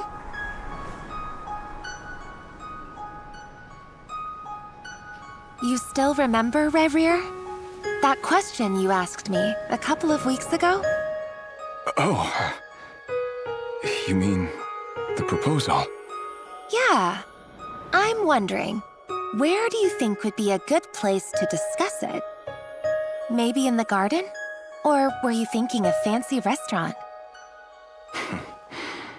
It's your choice.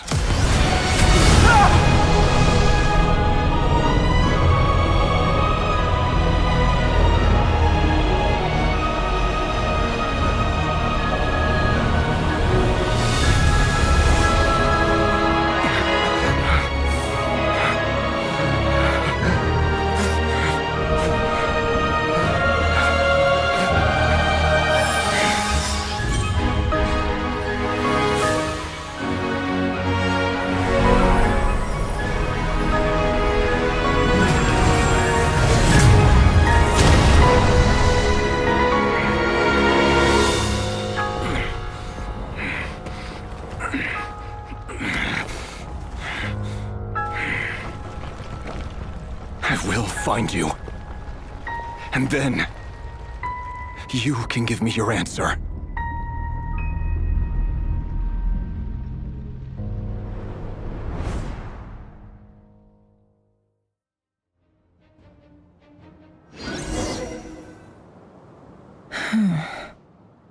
So that's how the Raker of Solnari was born. A monster created by circumstance is a monster all the same. Viewing other people's thoughts for too long can get uncomfortable. Right now, I'm feeling a strong sense of loathing. In a nutshell, the story of KRAI is what happens when the truth falls by the wayside. Everyone tells little white lies, and before long, you have a huge pack of lies that destroys everything. Time to get back. His past is filled with sorrow, but the tale of any fallen civilization is one of endless tragedy. Cruel as it may be, that was KRAI's fate.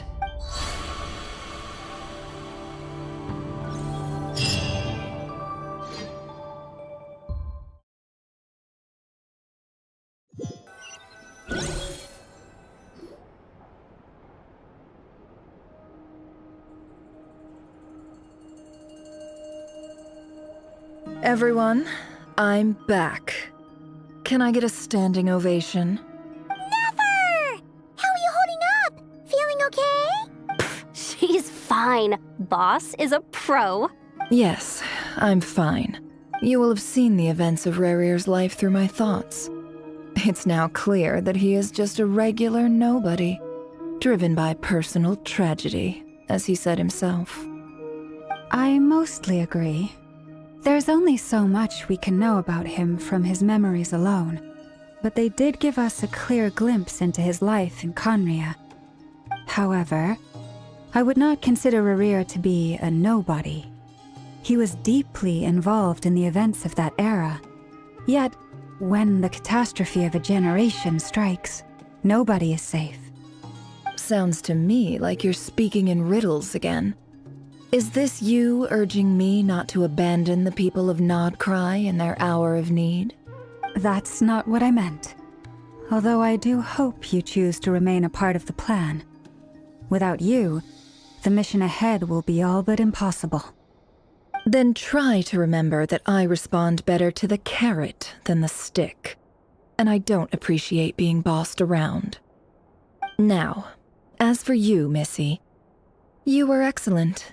You stuck to the rules of the ceremony and kept your mouth shut the entire time. Bravo. Cool! So, can you fill me in on the deets now? Most of what I saw went right over my head. Patience. You'll hear the whole story, don't you worry. But let's meet up with the others first.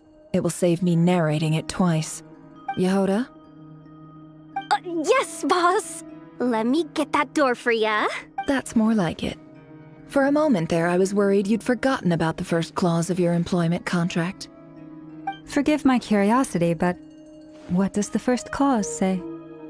It says I gotta do the annoying stuff that boss is too lazy to do for herself. Like opening the door, pouring the tea, yada yada. Is that right? If something is in the contract, it's because she willingly agreed to it. Rest assured that the Curatorium abides by the very strictest of labor policies. You don't seriously think I'm cruel enough to treat her like my slave. In any case, I've hardly shied away from my share of the work today. Hope I don't catch Flints and Varka lounging about in their chairs, enjoying a leisurely cup of tea. There's nothing I dislike more than other people enjoying themselves while I'm hard at work.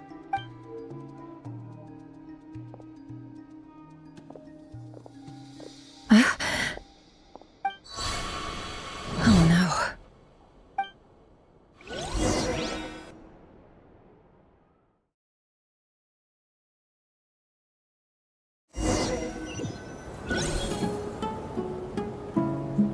Sorry to disturb you, but we seem to have run into some trouble.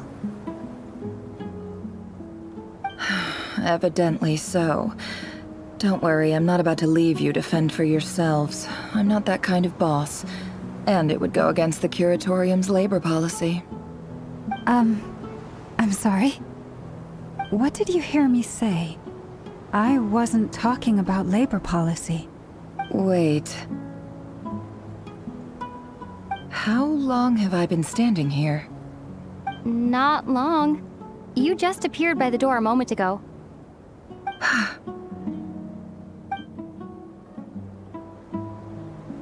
Boss, what's wrong?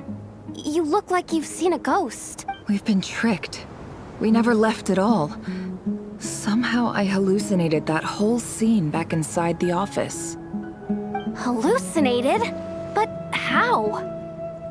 How indeed. This place should heed my will alone. All thoughts and actions that occur in here are just a result of pawns moving across the chessboard in a carefully calculated manner. And nobody has access to this chess set but me. So you control everything in here? More or less. But yes, it's a special technique of mine. Has anything like this ever happened before? Only once. It was the first time I used the chess set. Is there any similarity between what happened then and what's happening now? I suppose my thoughts are a little turbulent, which was also the case my first time. Is there anything I can do to help? The first clause of your contract clearly states that I only need your help with things that I'm too lazy to do myself. Meaning, you're not feeling lazy right now? Meaning, this is not something Yehoda can help with. The chess set is a personal treasure that I alone understand. I must be the one to find our way out of here. Boss, it's fine. Really. Let me do something useful. Oh, listen to you. Whatever would I do without you, Yehoda? What? Yes, really. Where would I ever find another employee as obedient and servile as you? God forbid anything ever happens to you. Oh, okay. Well, anyway, I was thinking of fetching some water. There's gotta be a source around here somewhere. I suggest everyone finds someplace comfortable to take a rest. We gotta conserve our energy. Even though all this chess malarkey doesn't exist in a physical sense, mentally speaking, it's all real. And so is our tiredness and fatigue. You don't want to dismiss mental fatigue. Just because it isn't physical doesn't mean it's any less serious. But anyway, I got your backs, so don't worry about a thing. Don't I have the best employees? Jealous much? If we can find a suitable time, I'd love to borrow Yehoda for a day to help out at the Frost Moon Scions. Oh, Lauma. Have I ever told you just how pretty you are? Beauty runs from the tips of your antlers to the depths of your imagination. Time to rally, everyone. Follow me. As we continue our journey, the same rules will apply. That means stay focused and no talking no matter what we encounter. And don't disturb the chess pieces. You have my word that I will get us all out of here.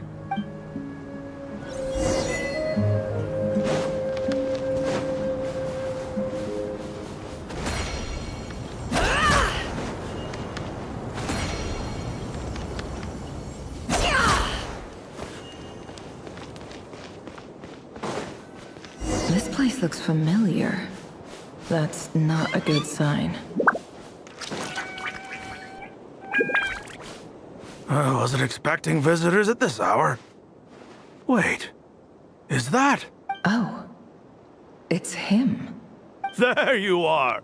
Sinue's been looking for you all day. I think he has some news for— Oh yeah? What were you doing just now, Uncle Retinue? Hiding away some more loose change? I know I saw some Mora. What do you mean loose change? Oh, come on, I'm too old for this. Just pretend you saw nothing.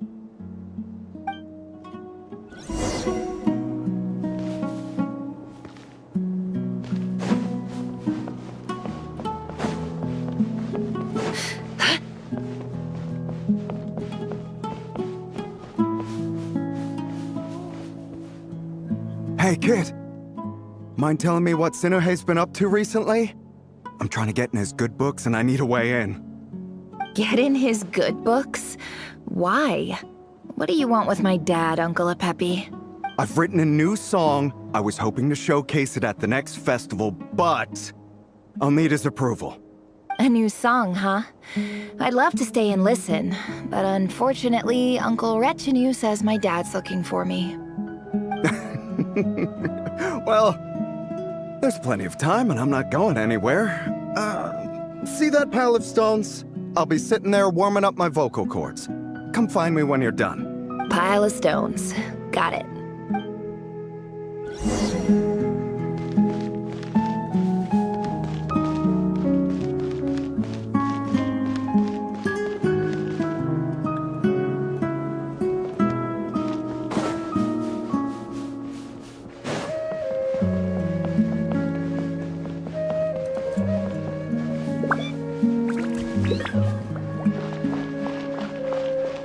Hi, Dad.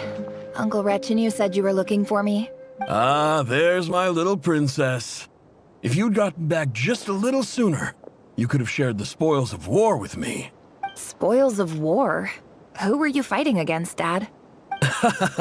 It was just a figure of speech. The aftermath of a sandstorm is no time to be waging war. I was talking about our war against thirst. I went out to fix our water supply problem, and now I'm back.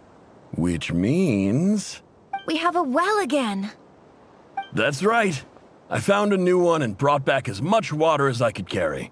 It should last us for a good while. If it wasn't for these blasted sandstorms, our wells wouldn't be caving in. You wouldn't be spending all your time out searching for new water sources. As the chief of our tribe, I'm supposed to be leading us out of hardship and poverty. You know how prosperous our ancestors were. I've told you all the stories. And look at us now. Squeezed into these hovels. No one would choose this if it wasn't for the endless wars over the years. But things are looking up. I started working with some folks from the academia a few months back. They gave me some contacts in return for my assistance in the desert. So you're the academia's helper now? Special ambassador, they call it. Think of it as a partnership. It's nothing bad, okay? We've been isolated here in the desert for too long. Seeking opportunities elsewhere is the best thing for us, and the fastest way to progress. So, do you get anything good out of being a special ambassador? Of course. My luck's improving all the time. One day, I swear I'm gonna lead us out of this place. We'll find somewhere new. Somewhere better.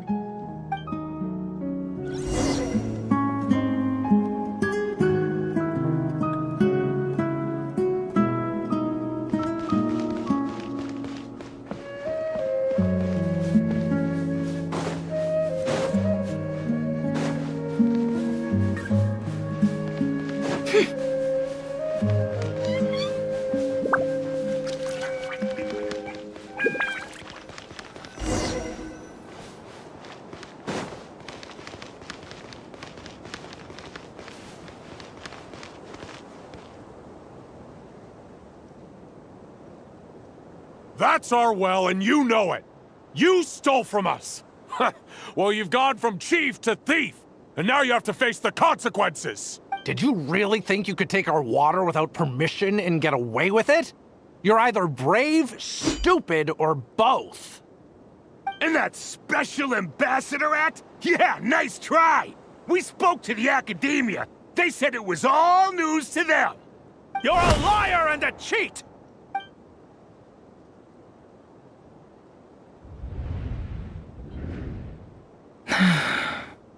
I heard Yehuda gasp, but I don't blame her.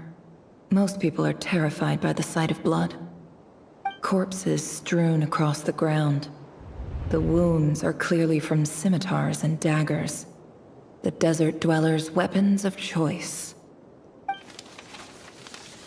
There's a handwritten note on the ground. Let's see what it says. Halil, this is Sinuhe, chief of the Shimti tribe. Surely you remember me. I was the one who helped you and your colleagues avoid the quicksand in the desert. This is my second time writing to you. I assume my last letter must have gotten lost in the mail, as I didn't receive a reply. I hope this one makes it to you safely. I'm writing to you because I need some help. That sandstorm the other day completely blocked up our well, forcing me to look for another water source in Iab and Unut territory. It was a matter of survival. Praise the gods. The well of the Iab tribe was intact. It was my last resort. I drew what water I could and left, but not without being spotted. I fear they will retaliate. You told me to write to you if I ever needed help. You said you'd be my ally in the academia. I urgently need you to formally recognize my title of Special Ambassador and send some of your people to assist me for a few days. It's the only way I can convince them that this was the academia's decision and prevent them from retaliating. This is an emergency. Please send help as soon as possible. Looks like this letter never got sent. The writer died a grisly death, and the letter was trampled into the ground. It's badly defaced. What a ridiculous lie the surviving Shimti tell. Their whole village was butchered over a sip of water.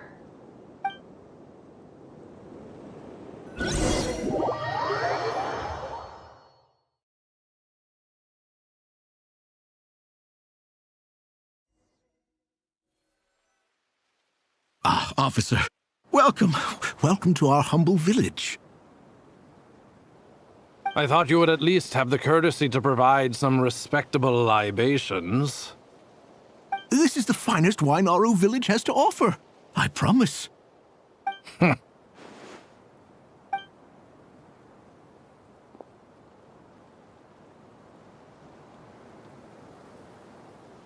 The Academia has agreed to reserve a single space for a candidate from your village. But I remain skeptical of this entire endeavor. I highly doubt anyone in this desert possesses serious academic potential. Please, have faith. If not in us, then in our god. The child we found shows great promise. I beg you, take her away from this place. Give her a chance. Don't let her talent go to waste. I don't recognize her. New arrival? She showed up here a few days ago and we took her in. She's a really bright kid. Please help. I'm begging you. So, where are you from? Nowhere special. Just a sand dune. What about the rest of your family? How many of you are there? Just the one. It's only you? Correct. So, no brothers, no sisters, no mother or father? Any who have slept on a bed of sand, I call my brothers and my sisters. Apart from that, I have no family. All right. Get over here. Sign your name on the form.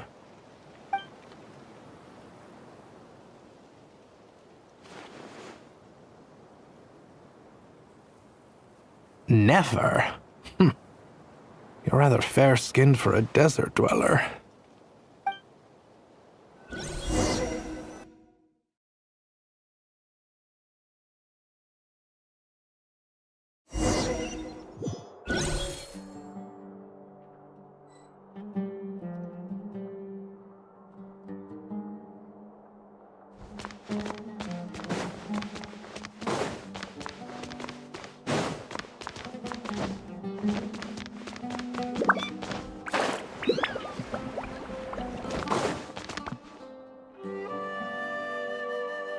Nefer, this term's assignments have been issued already. Please read through the materials thoroughly, conduct your own additional research, and then write an essay on the topic. Yes, Professor, I'm aware.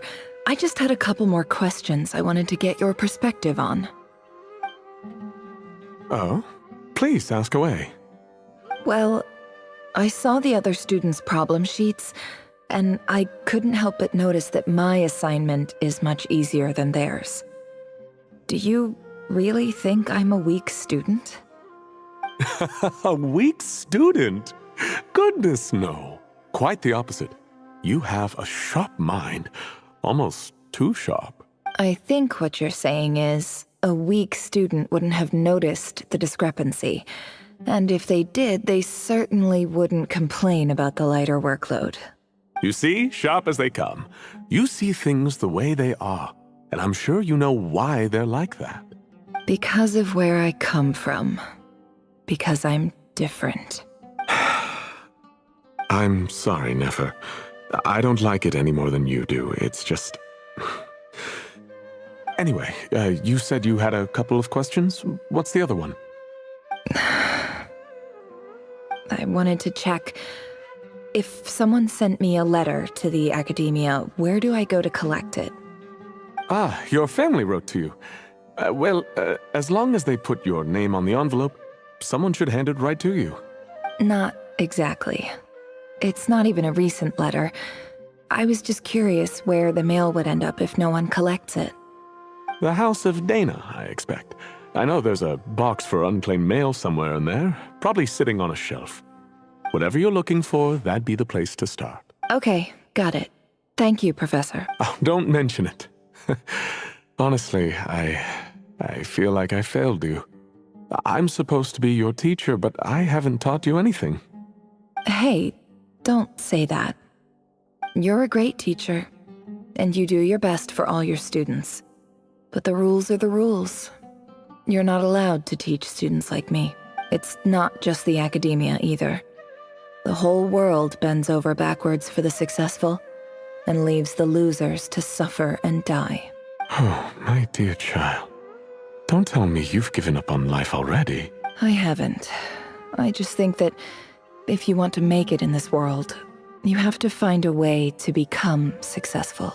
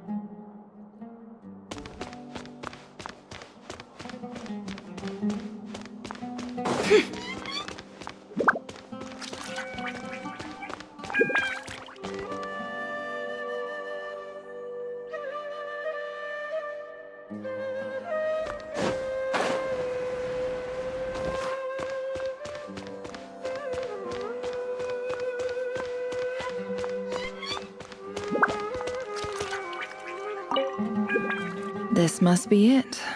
A big cardboard box full of unclaimed mail. And probably some letters that ended up here by mistake, too. Let's take a look.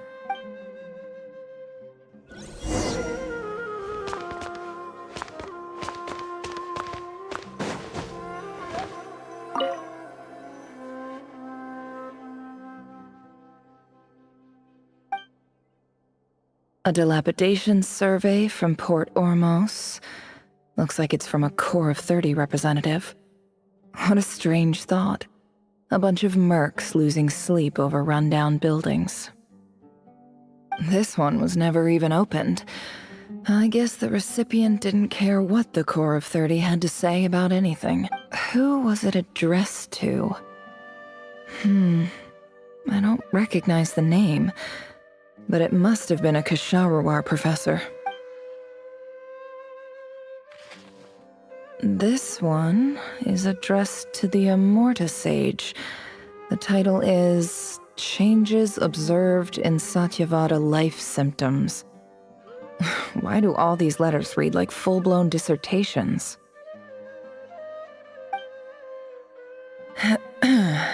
Guided by the incense, we became lost somewhere in the forest. All the barriers between levels of consciousness disappeared as our minds soared around in circles, looking for a branch to seek refuge on. In clinical terms, these symptoms fit the description of incense poisoning. The Immorta Darshan strictly prohibits the use of hallucinogenic substances, but I believe there are still people getting away with it. For example, my neighbor who always breaks out into song and dance after using incense. This seems like something the academia would want to know about. Why wasn't it collected? Wait, what's this written on the back? The note says, "The sender authored this letter while under the influence of mushrooms. I would send it back, but no return address was provided. Stamped by the Grand Conservator of the House of Dana." This next one is addressed to Grand Sage Azar?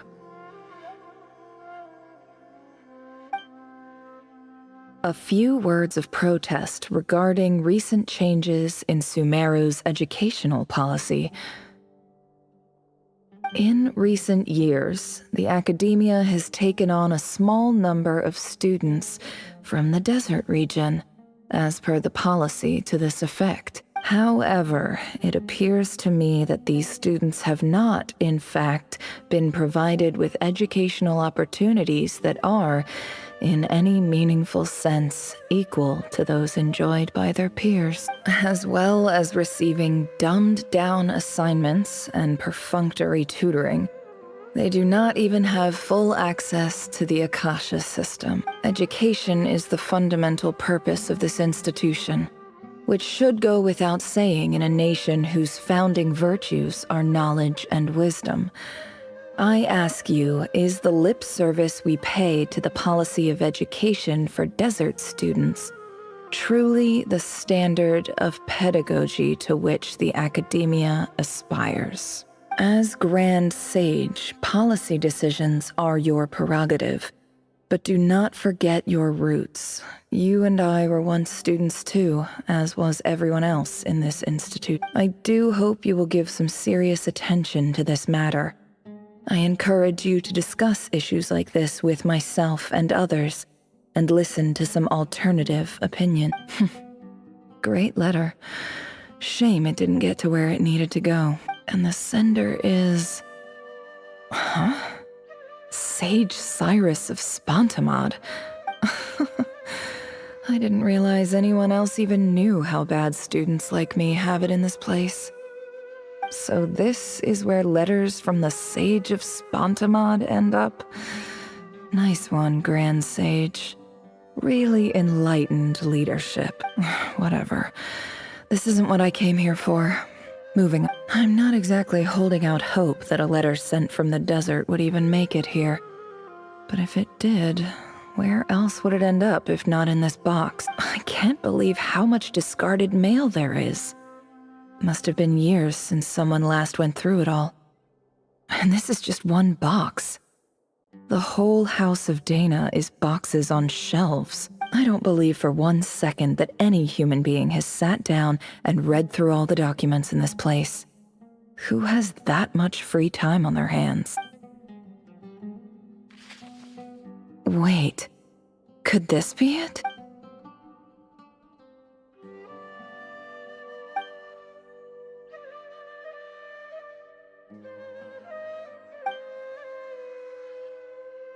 Greetings, Halil.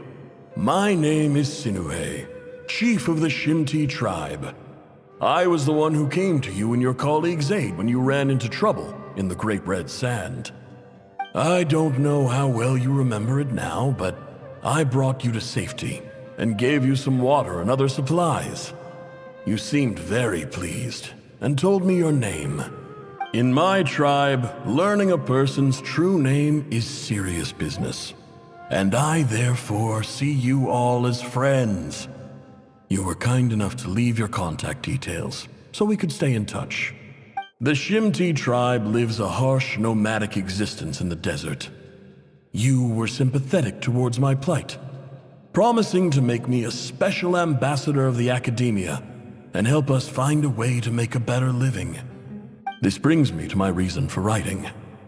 Our tribe has fallen on particularly hard times, and I would like to ask for your assistance. There was a terrible sandstorm a few days ago, which blocked up the well in our land. To ensure my people's survival, I had no choice but to venture into Iyab and Unut territory in search of an alternate water source. The Iyab and Unut are descended from the Thamudians. While we trace our ancestry to Tulatala, we worship the Lord of Flowers and have had relatively good relations with our fellow tribes up until now. I found a well belonging to the Iyab tribe. They declined to help us, but I really had no other option, so I took some water to keep me and my tribe alive. My actions are certain to incur their wrath. When we met, you assured me that you would be my ally in the academia. I would like to take you up on that offer, because I really need your help. I wonder if you could send an academia representative to meet with me. That aside, the last time you were here, you mentioned that the academia had started accepting students from the desert, and I told you a little about my daughter, Nefer. We have next to no resources here in the desert, and my power and influence are limited. Would you consider enrolling my daughter at the academia? She is a smart girl. I know she won't disappoint you. From the outset, the academia never took you seriously. Those things they promised were just empty words. I doubt they even remember the name Sinuhe. And you were so emphatic that your luck had finally changed for the better. You swore you'd lead us to a better place one day. You spoke with such conviction, like you were the most powerful chief in the whole desert. You liar. You lied about everything. You promised the world and delivered on none of it. And who fell for it? Just me, by the looks of it. Despite your best efforts. Which makes you a pathetic liar. You weren't even any good at it. I think I'll take over from here. Let me show you how it's done.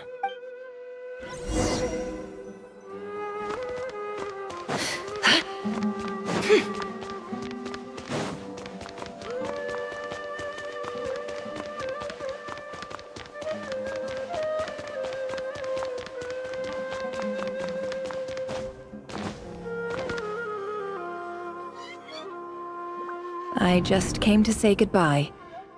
Thanks for everything you've done for me in my time here. Nefer? You packed your bags. Where are you going? I'm quitting. Something's come up in my hometown. Gonna head back and deal with it. Huh?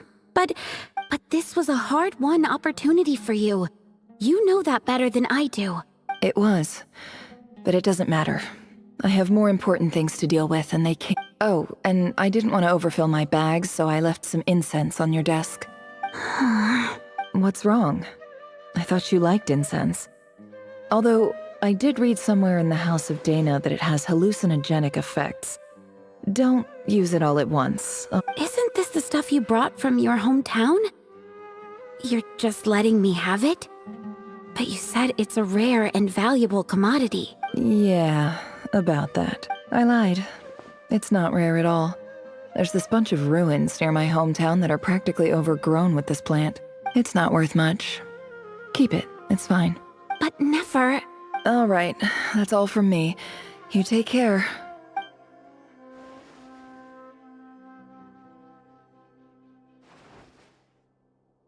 Don't forget me, okay? I mean, we're more than just classmates, right? We're friends. Yeah. I'll remember you.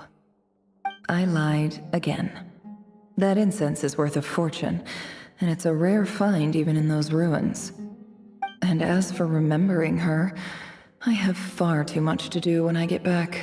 No time to reminisce. I'll be lucky if I even make it through this alive. But either way, I expect I'll forget you pretty quickly.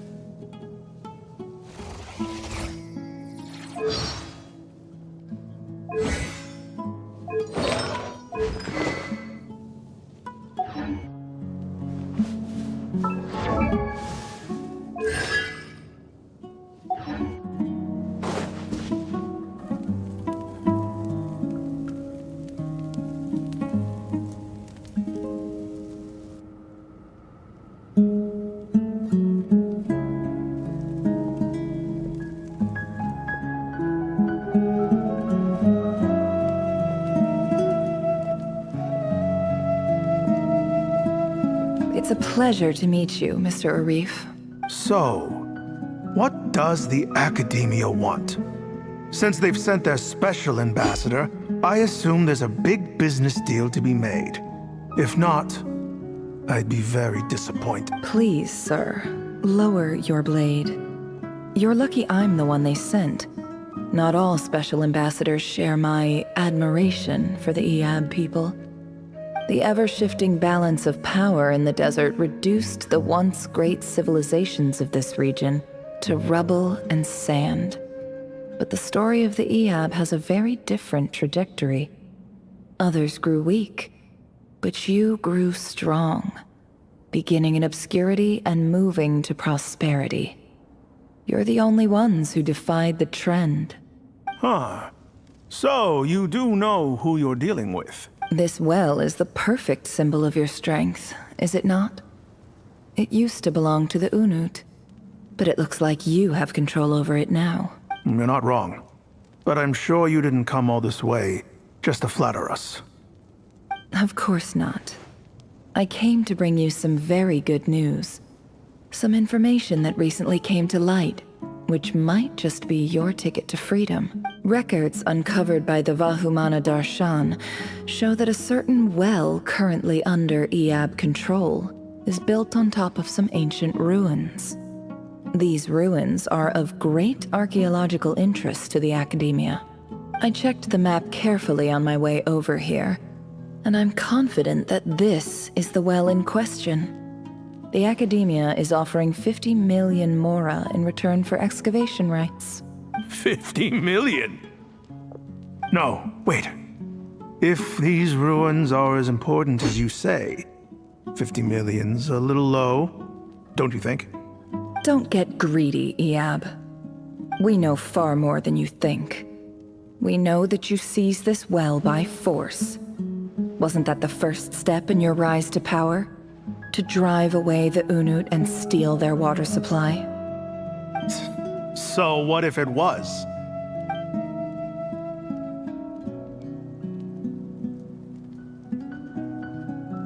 Don't worry. As unscrupulous as it was, it's something we're willing to overlook. The Academia is only interested in dealing with the de facto power holders in the region. I hope I am making myself clear. And I hope your words are the truth. If I find out the Academia is trying to play me, I'll hunt down every one of your people and make you watch. I assure you, Chief, that would not be in your long-term interests. You don't want to make an enemy of the Academia.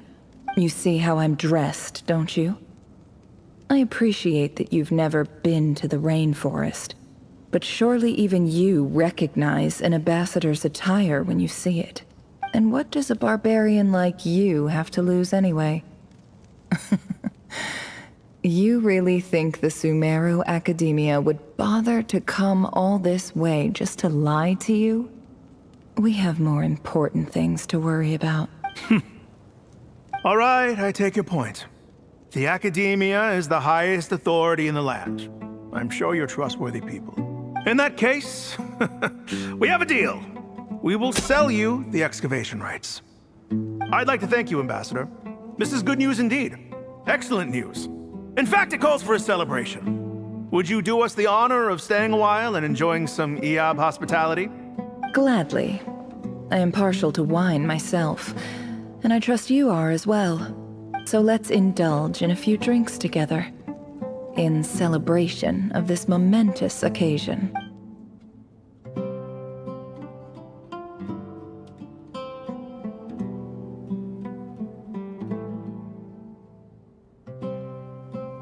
Chief!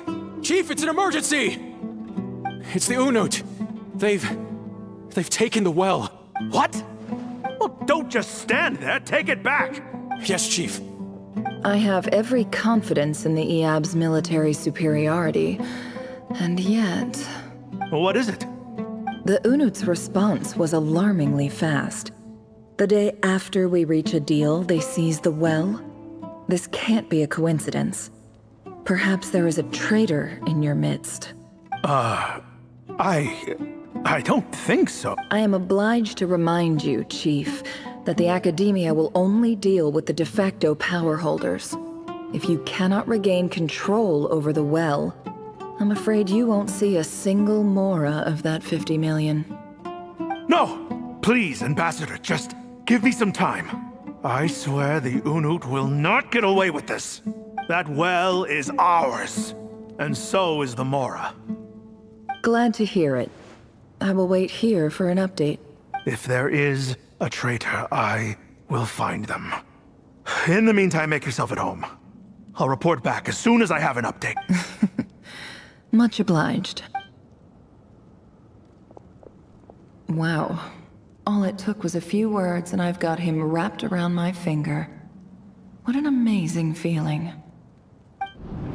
So, in summary, Ambassador, the Academia would rather negotiate with our tribe instead of the EAB, yes?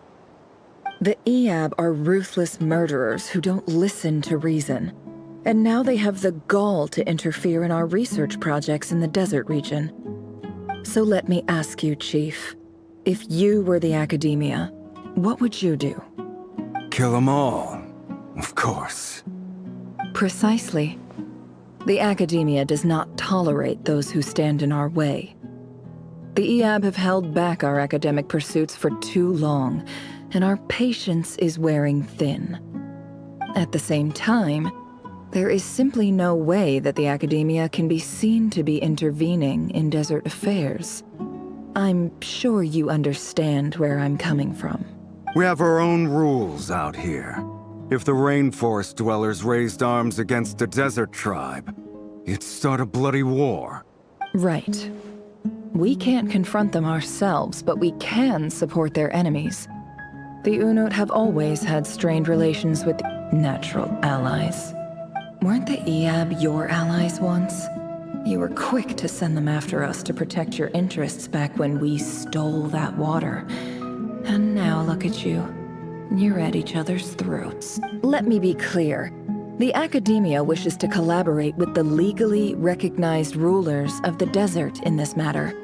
We are asking for excavation rights to that well, and our offer is 50 million more. Say no more. I believe we have an understanding. Good. Then I suggest you get to work. Get us access to that well, and the more is yours. You see, Dad? Lying is easy when you know how. People will believe anything.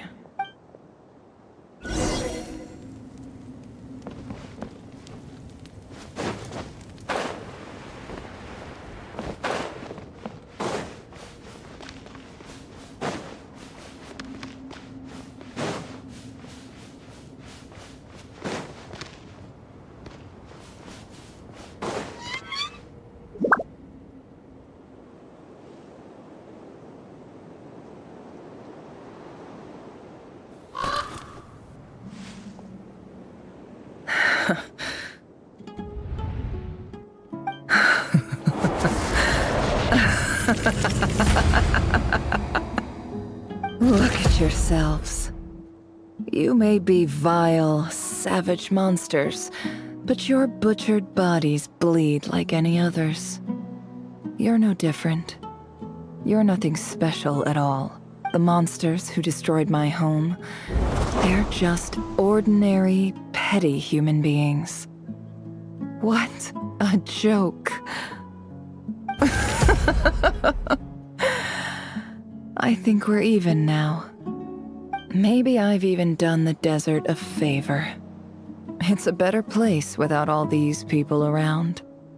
Oh, Sinuhe, my gullible fool of a father. Perhaps if you'd been as ruthless as I was today, our tribespeople would still be alive. But you couldn't do what had to be done. Never. It's okay. All of this is in the past now. I believe I remember you promising to remain silent. Yeah, but even so... Yehoda, is there anything you can do to ease the tension? Alright, time for a sharp turn onto a completely different topic. So, anyway, that's enough of that. When are we getting out of this place? Feels like we've been walking forever. I'm getting pretty tired. Oh, Alma, you tired? Yes. If we can find somewhere to sit down, I could certainly do with a rest. It's not far now. There should be a temple just up ahead. Yes. Really? A temple? That's where this story ends? I guess that's how things go in the desert. Desert dwellers can never escape their destiny. Or so everyone says. I never wanted to believe it, but looking back now, I'm as desert as they come. You mentioned a temple. What's waiting for us there? My biggest trade secret of all. Ah. Then I'm guessing it's where you got your power from. The power to peer into other people's mind. I didn't know you were clued up on any other religions. I'm no expert in the history of Sumeru, but since you come from the desert, I would imagine it has something to do with King Deshret. Sounds impressive. Ah, I know who you mean. General Mahamatra Sino. The spirit of Hermanubis dwells within him. That's Boss Neff for ya. She knows everything. Sino's hardly a figure of obscurity, but I know about Sethos too. What about him? Is he a big deal or something? Well, he's not a small deal, let's put it that way.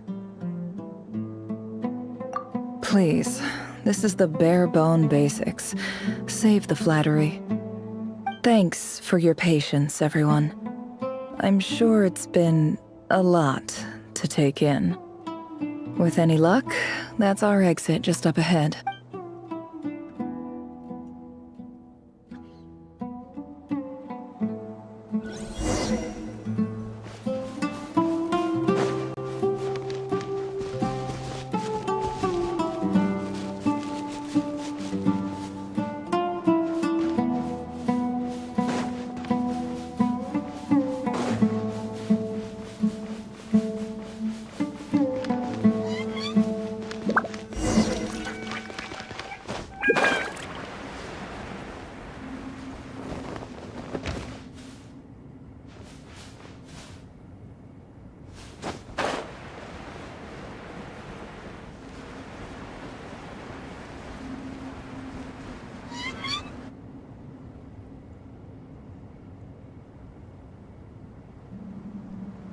Uh-oh. Uh-oh. I'm totally out of my depth here. I don't have anything to add about any of this stuff. Like, look at that statue, for instance. I want to do the whole name-dropping, this girl knows her stuff thing too, but I've never seen anything like it before. A statue with the head of a bird. That's Thoth, the Ibis King, one of the 7 pillars of King Deshret. The legends say that he, the Crocodile King, and the Goat King were the 3 retainers of King Deshret. Let's take a look.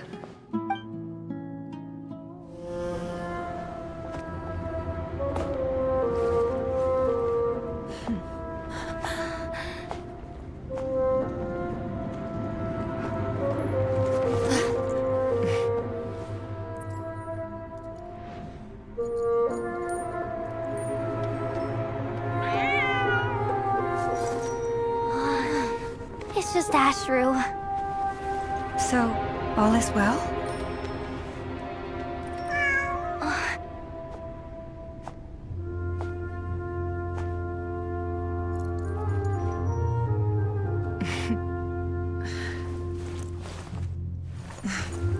Typically speaking, at this point, the world disintegrates. Then we find ourselves back in the outside world. Besides, these are my memories. There's nothing to fear. You're sure? Of course. It's almost over.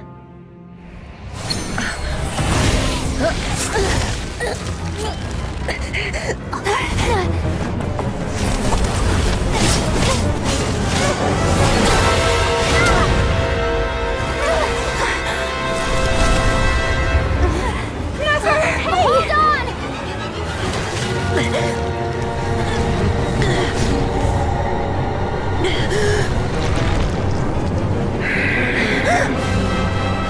Knowing too much is always a death sentence. Speak for yourself.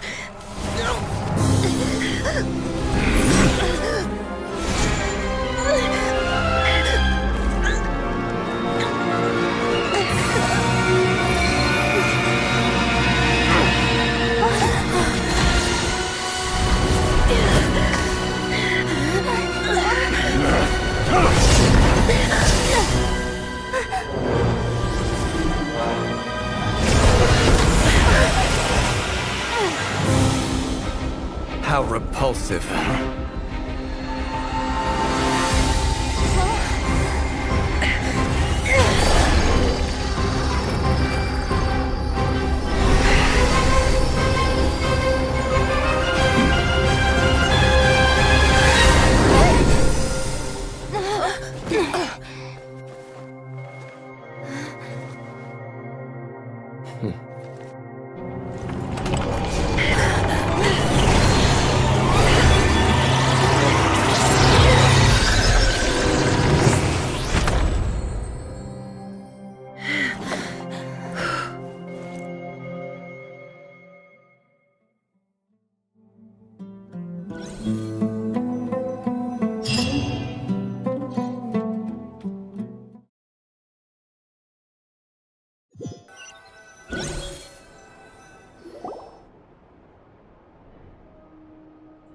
Timed that pretty well, didn't I?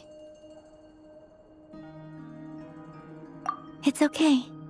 I'm just glad no one was hurt. Paimon noticed you doing something too, Dainsleif. Were you helping get them out? Of course. When I asked Nefer to conduct this investigation, I was not naive to the dangers involved. I had a duty to ensure your safety. Good to know your sense of justice is still intact after all these years. I take that to mean that you saw the truth. That comes as a great relief. I certainly did. And thanks to your help, I also managed to trap Rerir inside the chess set. Whoa, really? How'd you manage that? Well, to be honest, I sensed that something was wrong long before we made it to the temple. By using this fragment to probe into Rerir's past, well, the monster formerly known as Rerir, it seems I alerted him. I was tracking him, then he caught on and started tracking me too. Can't say I'm surprised. But how did he track you through your thoughts alone? That shouldn't be possible. Rerir was a secret agent who reported directly to the Vinster King. He is an expert at finding a trail and hunting down his pursuers. No wonder. He infiltrated the chess set, read my thoughts, and built a new virtual chess set inside of it. That's why we weren't able to leave at first. Speaking of your chess set, it's quite a remarkable item. Would I be right in thinking you have some connection to King Deshret? You overestimate me. I only have a connection with one of his underlings, the Ibis King. You all saw how this came to be. A long time ago, the Iab massacred my tribe, the Shimti, in our home village. A few years later, I enrolled in the academia, where some new information came to light. The Unut and the Iab fought a bitter battle over the rights to a well, all for the sake of a non-existent 50 million mora. The Iab ultimately won that confrontation, but their victory came at the cost of almost every warrior in the tribe. The final blow to the Iab came at the victory feast, when an Unut assassin beheaded their chief right before my eyes. The remaining Iab fled and have been scattered to the winds ever since. Having gotten my revenge, I returned to my hometown, where to my surprise, the nearby temple was still standing. There it was, seemingly immune to the relentless hostility of the desert, while my tribal home lay in ruins. As I stood there gazing at the temple, I noticed a cat just outside. This cat, as it turned out, was home to the spirit of the Ibis King. He led me to a gate deep inside the temple, and there he made a deal with me. This chess set is my gift from the Ibis King. The chessboard within is made to the same specifications as the one in the mausoleum of King Deshret, and represents his power of piercing analysis. With this chessboard in its container, I gained a certain ability to perceive hidden secrets. Now, you could conclude that the Ibis King simply wanted to give the people of this world the power to seek the truth, but I don't believe that's the full story. Every god plays favorites. Their hearts are as fickle as any human's, full of secrets, perversions, egotistical tendencies. But precious few gods are willing to admit this. It is the same with all powerful forces, including fate itself. Their gaze falls preferentially upon a select few. As you rightly point out, this is an act of favoritism. If you're alluding to the Abyss, then yes, I agree.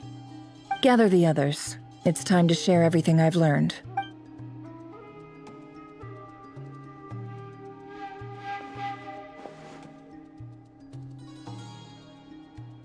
Thank you all for being here. As promised, I did some further investigating into the Raker of Solnari's background. I am pleased to report that the investigation has been most fruitful indeed. The Raker of Solnari, real name Rerir, was once a Conrian subject who served the Vinster King. I will now share the important details of his story. Please save any questions or comments for the end.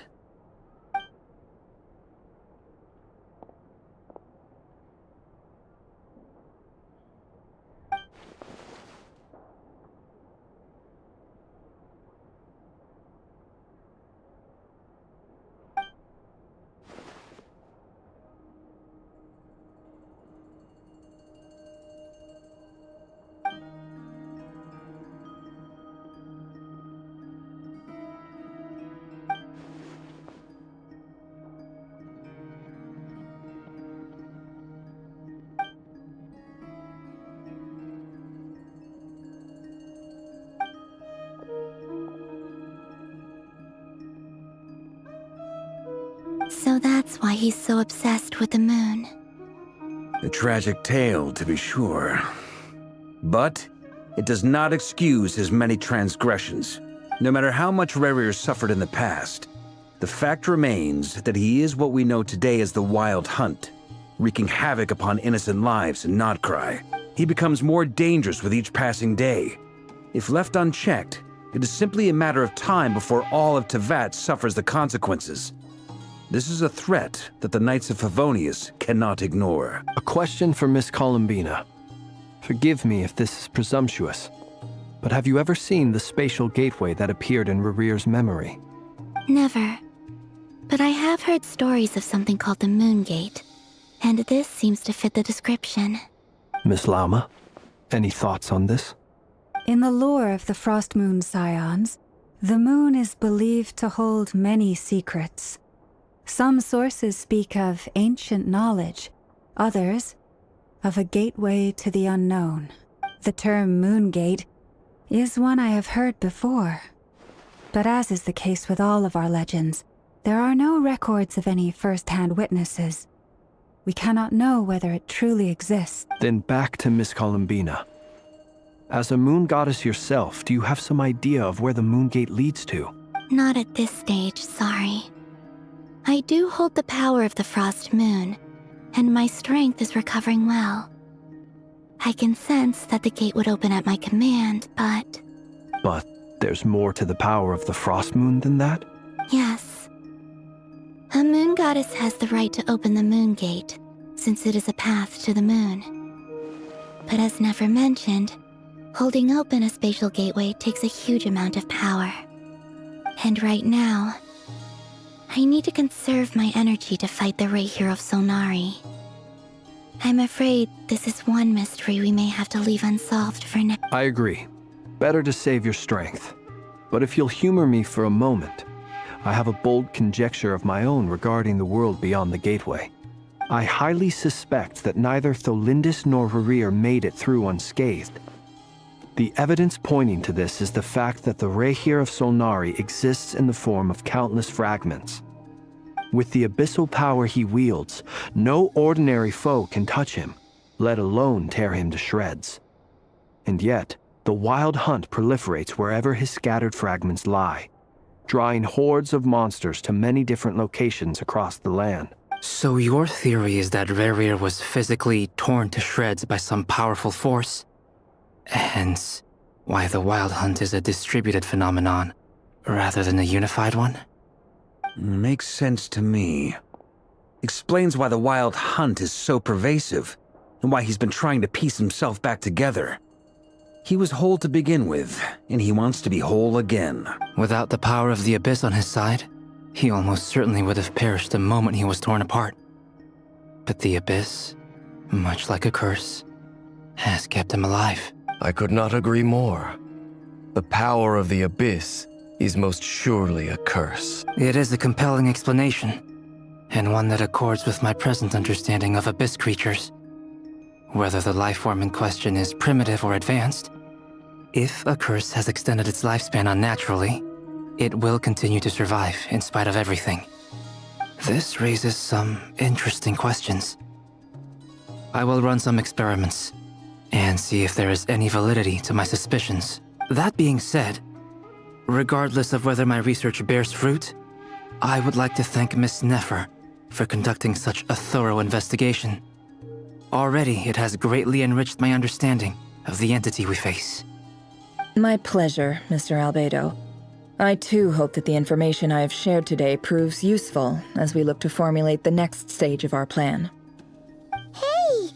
What is it, Dainsleif? You look really upset! It's just... when I think of the man I once knew as Revier, I struggle to understand why things had to turn out like this. The two of you used to be friends, didn't you? I don't know if these words will bring any comfort, but my heart goes out to you. Mine too. We can never know all the hows and whys of the way things are. The moon and stars are full of untold secrets and lies. And the skies are host to many more mysteries than these alone. Yet, none of that can begin to compare with the complexity of human life. Those are the first comforting words I've heard in a long time. Thank you, both. Well, I think this is a good place to end today's meeting. I'm sure Nefer needs some time to recover. She's been through an awful lot today. That's very thoughtful of you, Lama. Of course. Sounds good to me. Take some time to rest and digest before we reconvene to nail down a plan.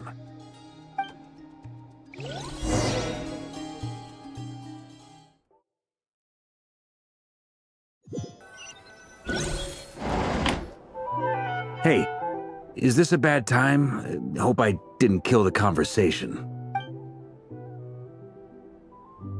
Nice room.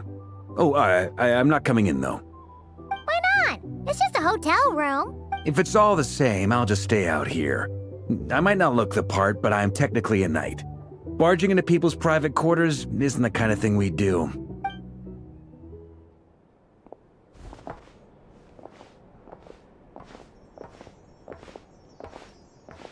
Anyway, Nefer went back to the curatorium to get some rest. But before she left, she shared some things with me that I thought you should be aware of. Firstly, although she managed to trap the Raker of Solnari inside her chess set, there's no guarantee that the power of the Ibis King is any match for one of the 5 sinners. Their powers are beyond our comprehension. It's only a matter of time before he finds a way to break out. We have to come up with a plan and take care of him before that happens. Honestly, my mom figured that might be the case. So... Well, I asked her that same question. She talked for a long time, but for the most part, it seemed like she was trying to convince me how precious her chess set is. What a long and storied history it has. It felt like some kind of sales pitch, you know? The kind where you end up handing over Mora against your will? Anyway, after all that, she finally answered the question. 2 days, at most. 2 days? Holy moly! Can we even recruit enough help in that time?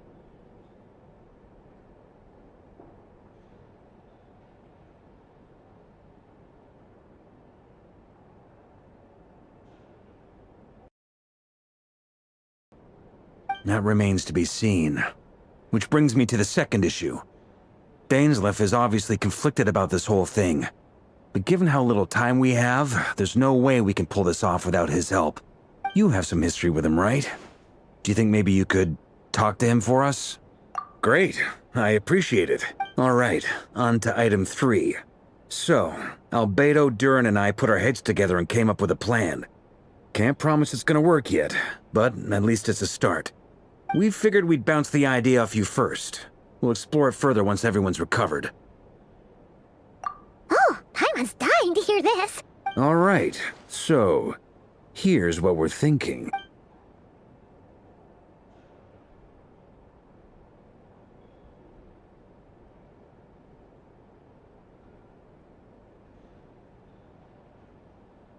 We felt a little uneasy about roping you into this. I mean, firstly, you're not locals, and secondly, none of us are your boss. You're well within your rights to refuse if you so choose. Roping us in? Why would you even say that? We know the stakes here.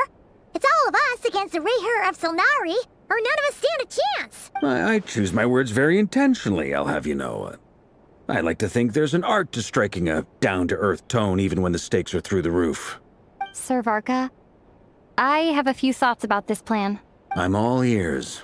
I think we can be more flexible with how the roles are allocated. In my view, the most sensible lineup would be like this.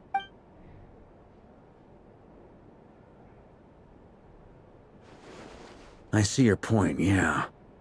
But if that's how we're going to approach this, you'd better make sure you're ready. To be clear, I don't doubt your abilities. Far from it. I just want to make sure. Are you really willing to take all this? I want to do everything within my power. The Rayher of Solnari is a truly fearsome opponent, and if I do my part, it'll greatly reduce the risk for everyone else involved. Well, that tracks with what I've heard. Jean's mentioned in her letters that you're so diligent it's almost abnormal. As in, most people weigh up the risks and rewards in situations like this. But you seem to just march towards danger without a moment's hesitation. Of course, everyone appreciates a fearless pioneer. But all that aside, I'm the Grand Master of the Knights of Favonius, and you're our honorary knight. I want to make sure your courage doesn't come at the expense of your safety. Thank you, Sir Varka. I should be the one thanking you. It means a lot to have you on board. I'll give some serious thought to your suggestions.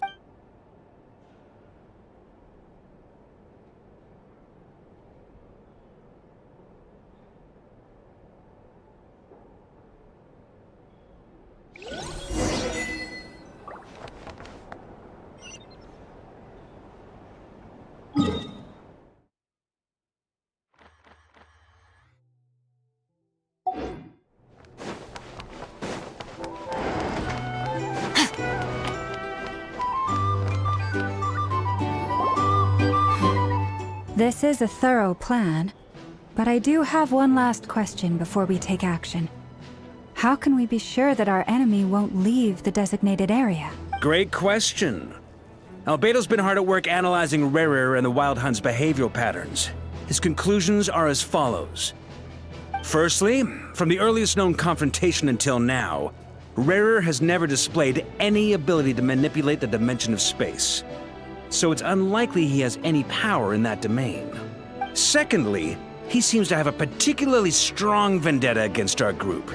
If we put him in a fight-or-flight situation, he'll choose to fight every time. Thirdly, finally, and most importantly, he is consumed by hatred, both for the moon and for his enemies. Turns out, we tick both of those boxes. We have a reincarnated moon in our ranks, and a spy who accessed his private memories without permission. He'll be baying for blood, not looking to escape. As someone who's had their fair share of interactions with the Wild Hunt, those all... Understood. Then I will defer to the verdict of the group. Well, everyone, that's the plan in full detail. Albedo and Durin are carrying out their part as we speak. Plan approved. Scheduling. Okay, any firepower you need, I got you covered. Let's light this baby up. The Frost Moon Scions are behind you as well. And the rest of you? No objections? All right, then it's settled. This is the plan we're going with. Next up, an old tradition of mine. Anyone who wants to back out, now's your chance. Wait, we can still back out of this? Everyone says things they regret, right? I don't want anyone feeling trapped because their mouth said yes before their brain had time to think things through. A very people-first approach. I hear that's common practice in the Knights of Favonius. Heh. Who'd you hear it from? D-Luke? Shh. We don't use people's real names at work. This contact will be known only as Owl, please and thank you. This plan can only work if everyone does their part. Flint's and I will absolutely support it.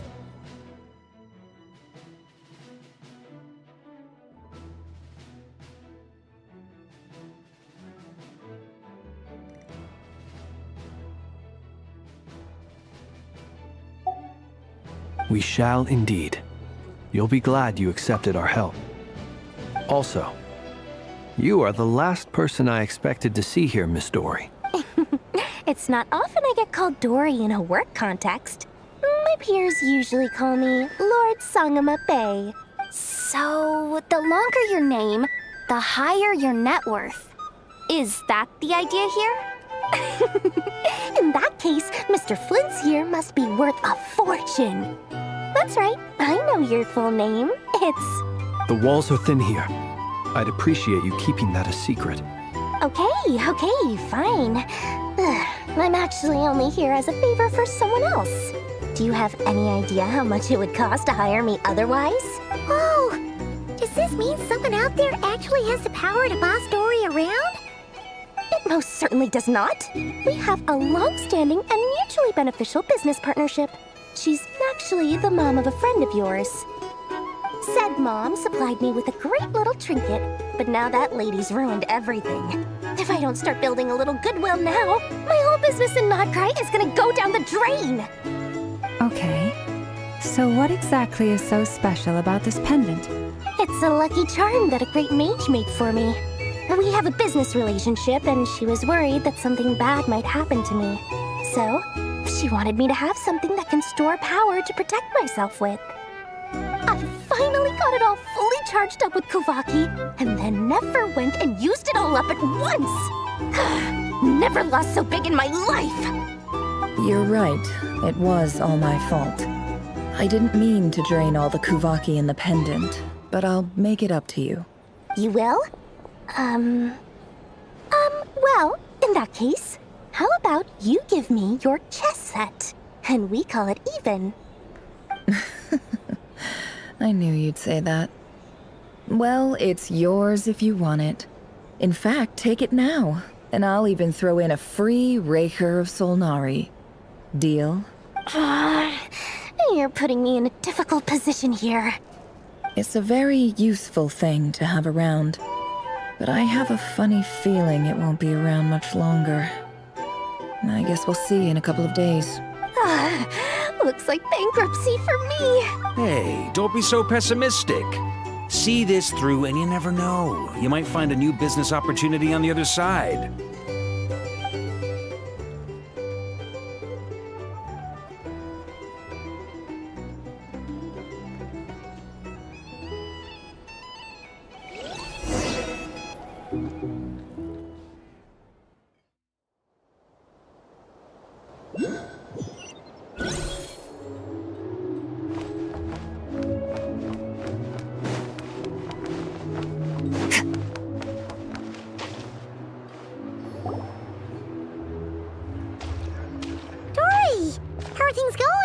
Feeling ready?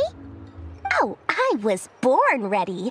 We only have 2 days. You think Lord Sangama Bay would let an opportunity like this slip by? Don't forget, when something's in high demand, the people with the goods on hand get to charge the highest price of all.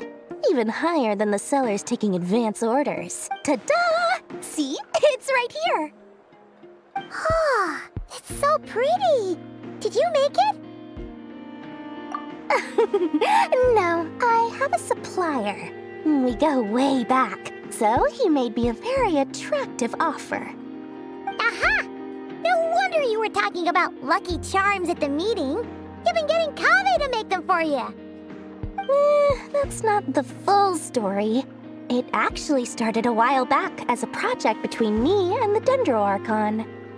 Mage Alice once warned me that this world won't stay safe forever. There may come a day when everyone faces a great crisis. I passed this on to the Dendro Archon, and she secretly brought together a research team made up of Sumeru's top scholars to invent a technology that could keep people safe. I won't go into the details because it's all very complicated, But if you want to know more, you can ask the Dendro Archon about it sometime. Anyway, point being, it was the Dendro Archon who asked Kaveh to build this little contraption. As one of the top Ksharawar talents, he was the obvious choice. Took him long enough. He stressed over it for ages. Must have gone through at least a dozen designs before producing a final product. But that's Kaveh for you. Marak delivered it to me a couple of days ago, along with a letter from Kaveh. Could I ask why I'm sending this technology to you? And what's your proposed use case? Has it been approved by the relevant authorities? So nosy. My fault for sending him the research permit to begin with. Surely Nahida must have told him you were involved in this project. He was probably just nervous because you're always so secretive about your business. Could be, could be. Anyway, I just replied, let's hope there never has to be a use case, because it would involve grave danger. Fair enough. But it sounds like he was just being cautious. He probably felt responsible as the one who made it. Or maybe he was asking as a favor for his housemate. He's done that before. Not sure why, though. His housemate doesn't seem to really care that much about this kind of stuff. Either way, all's well that ends well. I'm just glad to finally have my hands on the product. I wouldn't want to be without it, given the potential dangers that lie ahead. Huh? What does that look mean? Paimon's just super surprised. This must be the first time we've ever seen you actually get serious about something. Well, a long time ago, I made a promise to myself. I promised that I was gonna live every day of my life with a big beaming smile. Obviously, Mora plays a big part in that. But there are always gonna be times in life when you have to give something back. That could mean paying back a debt, returning a favor, or showing some kindness. Alice has been a huge help to me over the years. She was the first investor I ever had. And I want my investors to know that Lord Sangama Bay is the best in the business. And more than that, no one knows what the future will bring. Whatever happens, I want to make sure the Dendro Archon and all of Sumeru is prepared to face whatever comes. Oh, that? I was just making sure Nefer and I are square. Don't be thinking it was some sort of benevolent act. I'm no saint, so don't treat me like something I'm not. My priority is doing the business that I want to do, so long as my conscience lets me, but it usually does. That's the Lord Sangama Bay business model. All right, if you say so. I do say so, and that's the whole point. I'm a businesswoman. Don't go trying to figure out what kind of person I am. You'll exhaust yourself. Much easier for everyone involved if you just take my word for it. Oh, and could you two help me get this stuff where it needs to be? Thanks so much. You're my favorite assistants.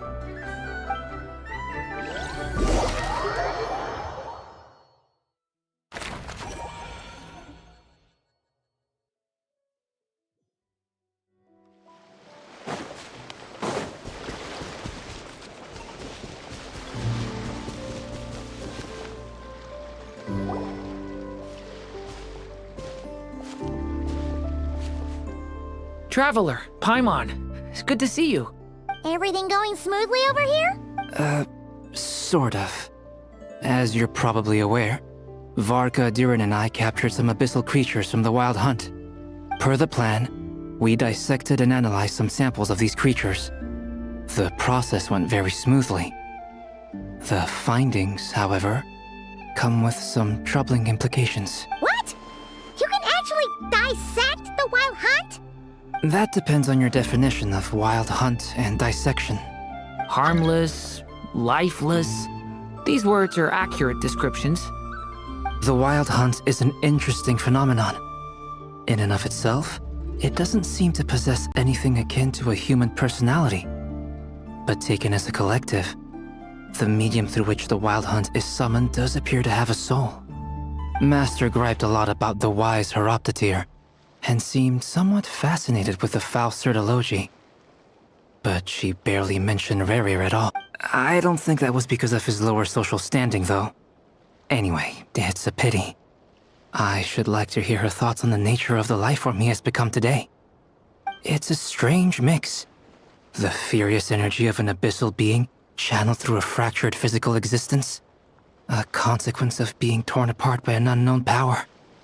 Perhaps the only explanation for his survival in this state is that he sacrificed a degree of individuality in exchange for a continued existence. Oh, sorry. Once I get talking about interesting research, I have a tendency to go on indefinitely. Back to our research findings. Essentially, they confirm my hypothesis. Rerir's corpse is completely contaminated by the Abyss, and the effects are irreversible. You could think of this as Rerir in mutated form. But in my view, even that would be inaccurate. In reality, his whole being has been consumed by the Abyss. In other words, he is now nothing more than a manifestation of abyssal power. Unfortunately, at present, we have no means of completely eradicating abyssal power. Hence, we cannot fundamentally destroy the Rerir of Solnari either. Oh, that's terrible news! So, that's it? We can't defeat him? Not even if we get the power of the Three Moons? Miss Columbina's situation is a difficult one. She can never achieve wholeness when the world does not accept her presence. It's as if her creator banished her to a place she can never be accepted. It means she spends most of her energy just on her own survival. Given the circumstances, it's only natural to despair. But we must see this plan through to the end. Time to kick off the backup plan. Oh, Paimon almost forgot! This is for you. Dory asked us to bring it. Ah, how wonderful. Well, thank you for making the trip. Durin and I will be heading off shortly. I'm sorry I won't be there to protect you in person this time. All right then. Stay safe.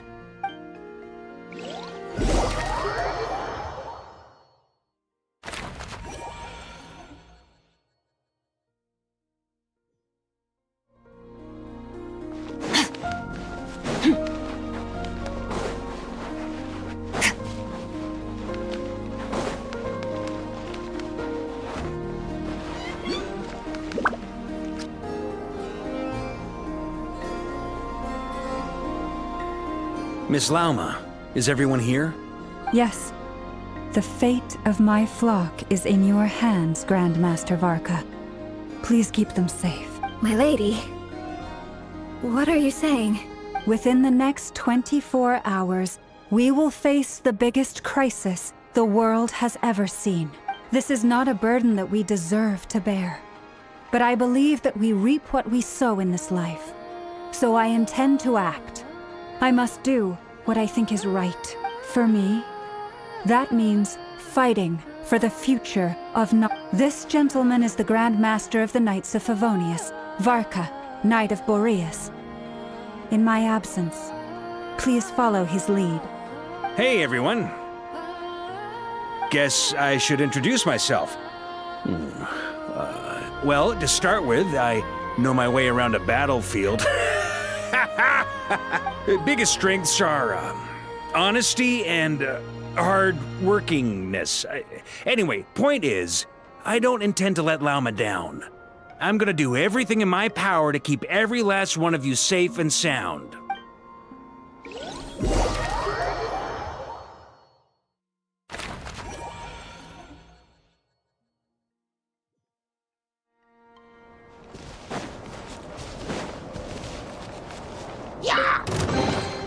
A treasure buried in time.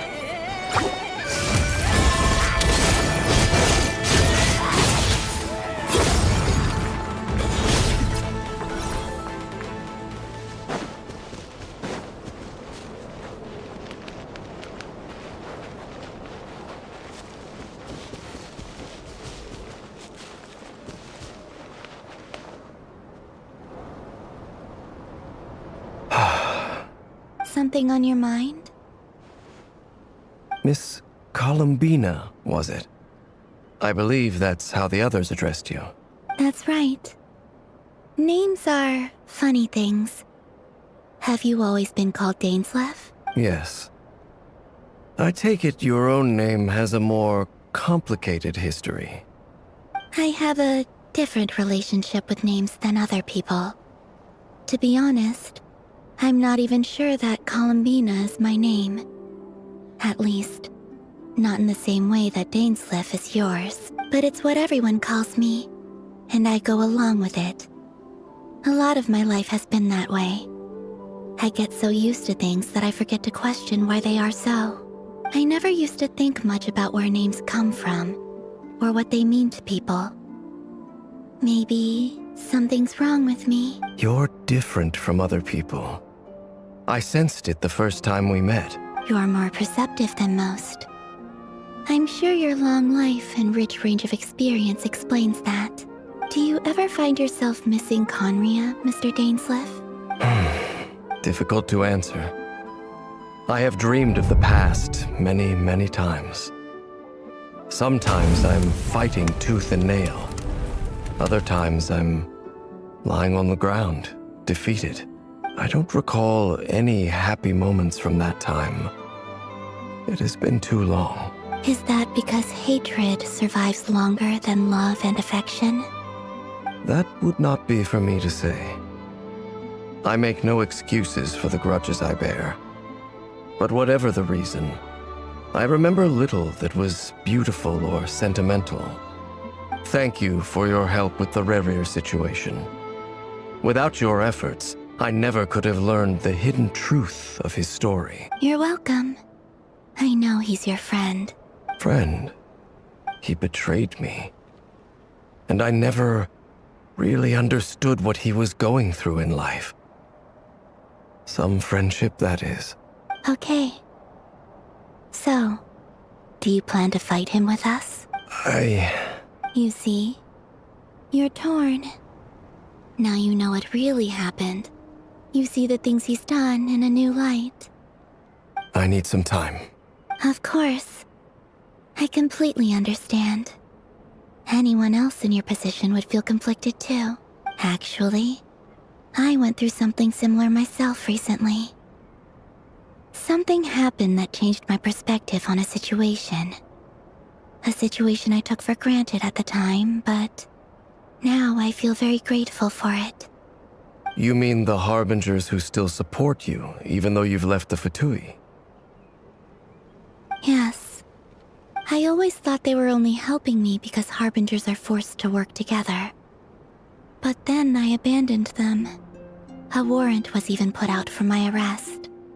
And even now, they still support me. Which means I was wrong about them all along. Clearly, they view you as a friend. I feel a little guilty now. I regret not seeing her help for what it was, and not treasuring it. I see the guilt that you're feeling now, because I feel it too.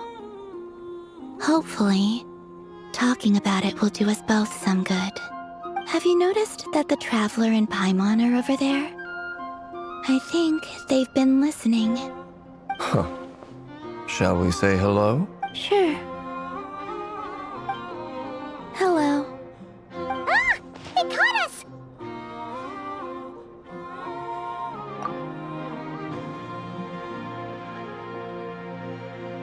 I apologize for making you worry. No doubt you wish to know where I stand on the plan to take down the Recher of Solnari. I'm afraid I need a little time, but I will seriously consider joining you. You will? Oh, thank you so much! Everyone will be so grateful to hear that! They needn't be. This was something that I was going to have to face up to eventually. That doesn't matter to them. They're grateful to you regardless. You can't control their gratitude, so just accept it. And then, have a think about whether you're willing to join us.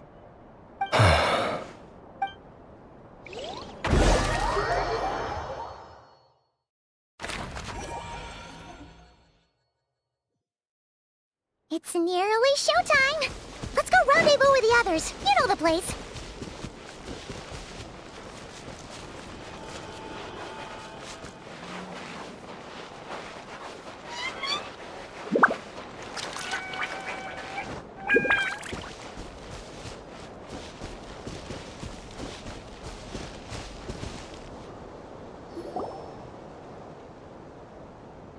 Ah, you're earlier than I expected.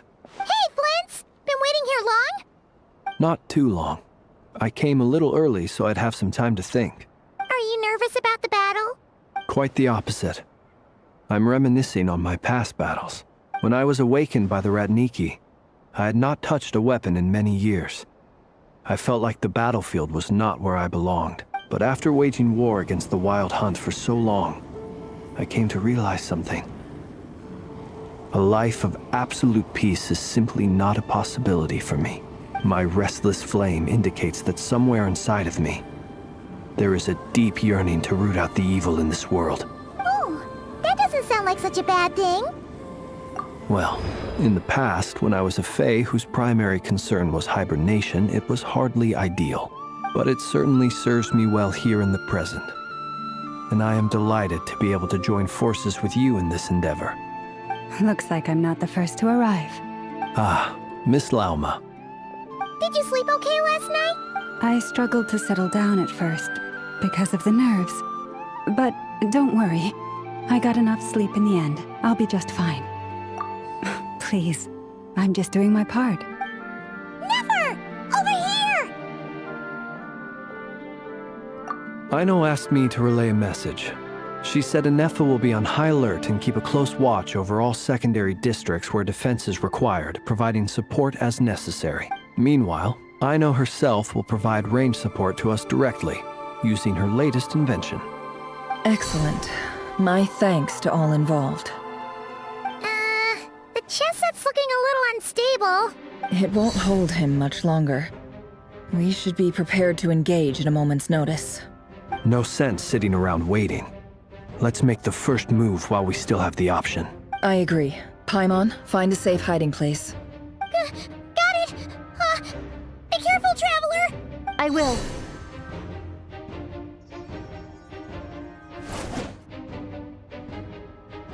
Everyone, take your positions as soon as the battle starts. Every ounce of strength we have in our bones, let us bring to this fight. Ready? Let's go. I've seen all your futile ploys before. You have become the authors of your own demise. I wouldn't be so sure about that. You are merely a moment of sport before I tear down the moon.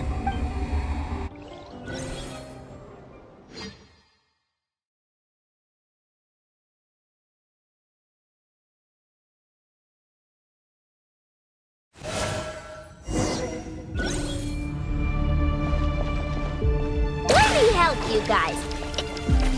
Stay on your toes. Yup, you too.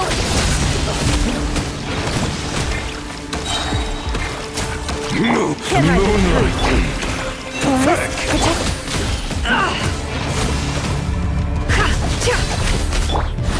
Go! Hunt him down. You poor lost lamb. Move. Observe. Close your eyes. Be steady now. Night falls.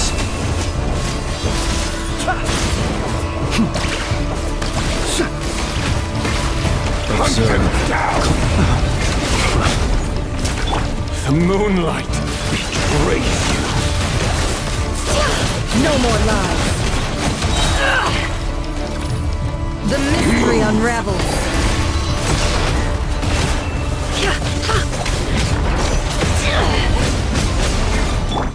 The moonlight Protect betrays us you. by the frost moon of old. Observe. Close your eyes. Observe. To dust.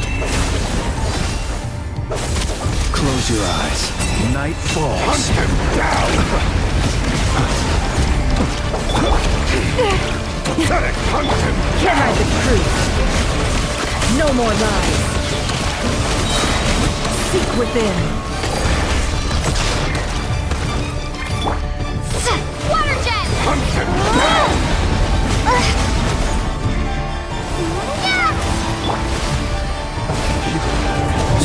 Observe. It began.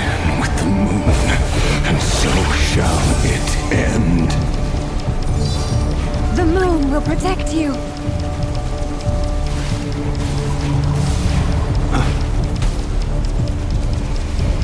The moonlight betrays you.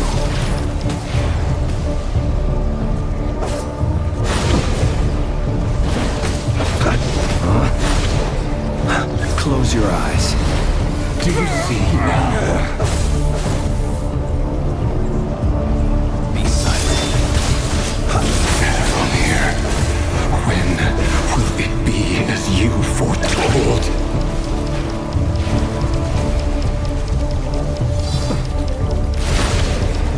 Close your eyes.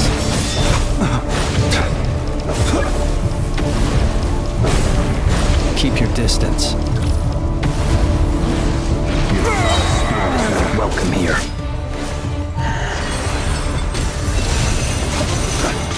Observe. Be silent. With one heart, we pray. I saw this coming.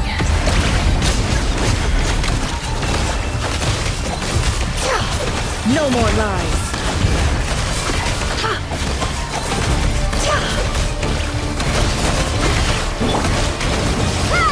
Bombs away!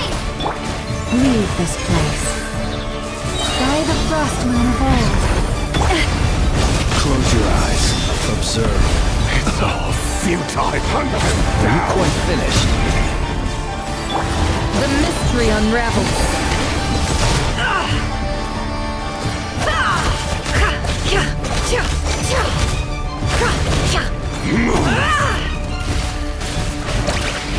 Hunt them down! Close your eyes. I will return. Betray an avalanche.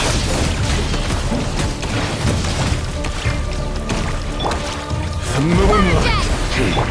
It all adds up. Absurd. Hunt them down! No more lies. It's all futile. Hunt them down!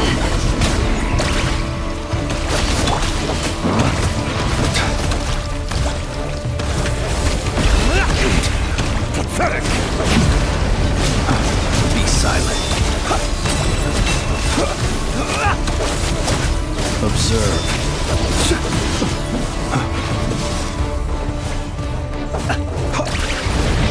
Are you quite finished? Be silent. Moonlight heroics is over. Who wants to go first?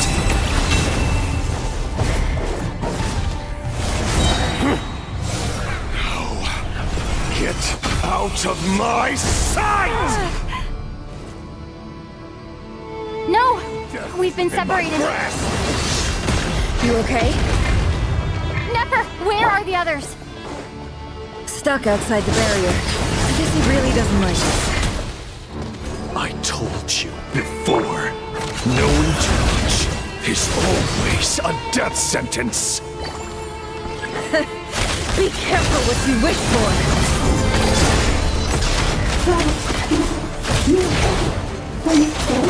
Lauma! Can you hear me? Hold on, silence. Voices are gone. But at least I know they're still there. I need to focus. The plan. Remember my most important task. Just keep stalling me. If I can stall me long enough, the moment will come.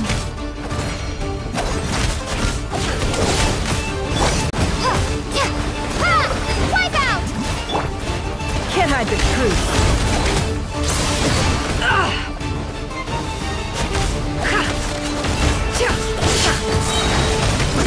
The deception ends here. No more lies. Water jet!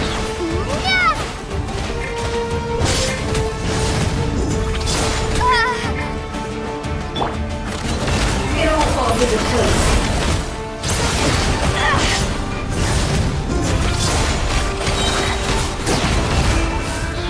Seek within.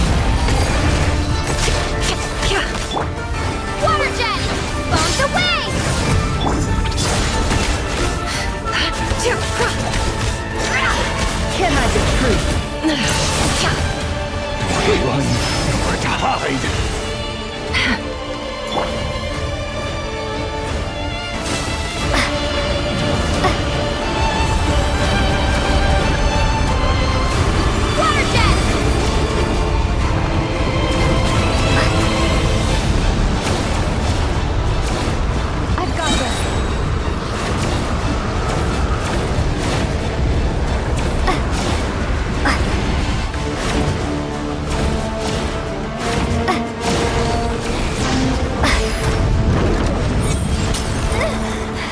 can't throw him. Death is within my grasp. Don't push your luck.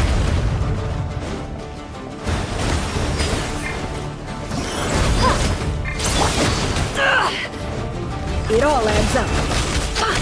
No more lies.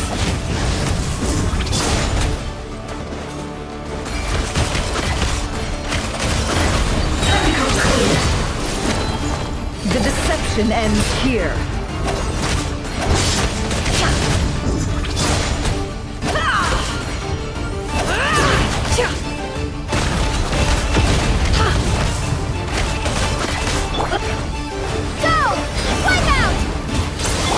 Can't hide the truth.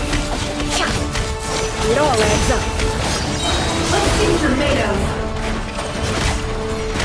Seek within.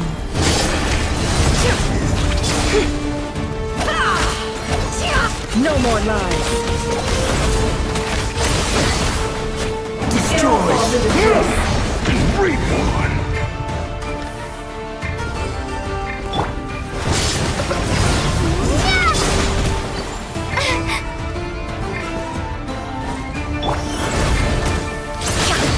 Can't hide the truth.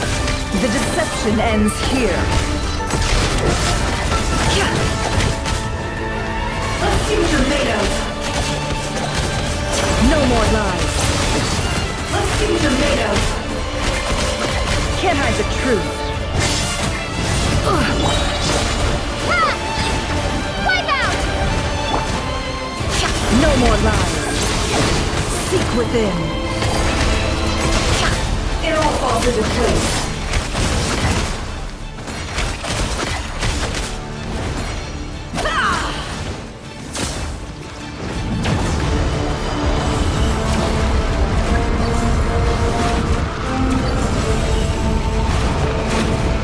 Curses. There's no other way.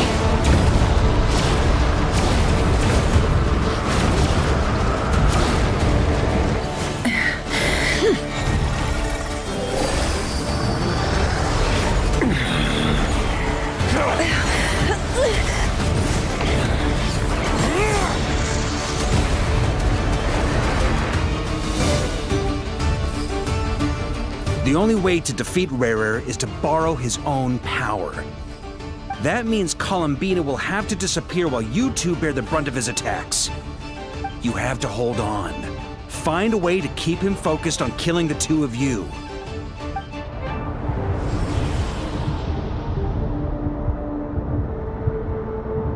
Never! Your eyes are bleeding. Soon you will be powerless to resist, and then I will reduce you to dust. But that dust will plague your memories. Come on. Keep holding on. Any other tricks up your sleeve? Let's see them. As entertaining as they are, you've backed yourself into a corner. You don't fool me. I see your fear clear as day. I have to stoke his rage. Make him unleash everything. You fear what you could never defeat. You fear the thought of never being able to save your beloved. You cannot win the fight against fate, Rarer. Is that what you think? Well, now it's your turn to feel afraid!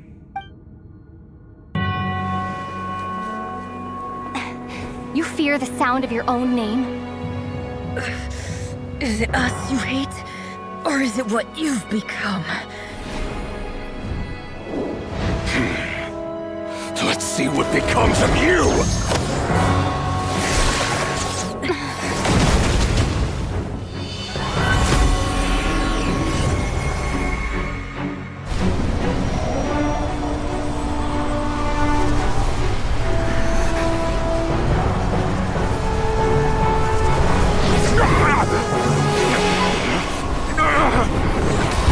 What's happening?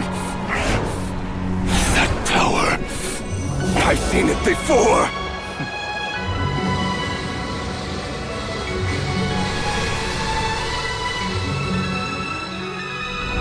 His power is on another level. We'll need to use an alchemical array to convert his power into a usable form. Then quickly channel it into Columbina, rendering her powerful enough to compete with him. I'll join you. I can help. If I release enough abyssal energy into a confined space, it'll create a potential difference, allowing us to extract a huge amount of elemental energy. Next, I'll synchronize with everyone's minds using Pyro, then give you temporary access to their abilities and fields of view. But it won't last long. Can you see? Well enough. So, we have a student of Gold Rheindotter in our midst. How about that?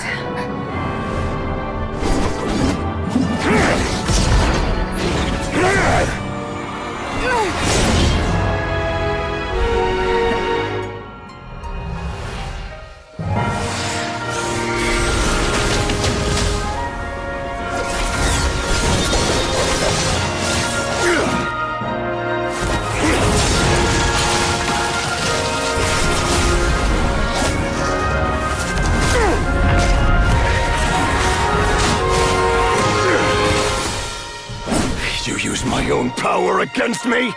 Just like how you stole Kuvaki. Look familiar?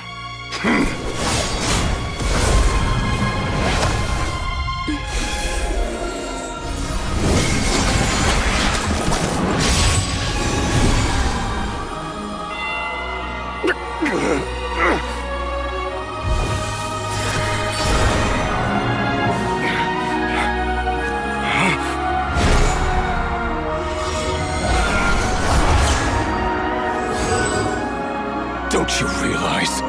You don't have the power to hold that gate open! I don't, but someone else does.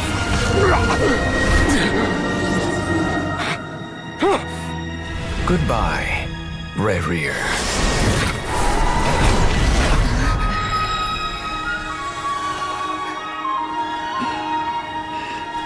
We won.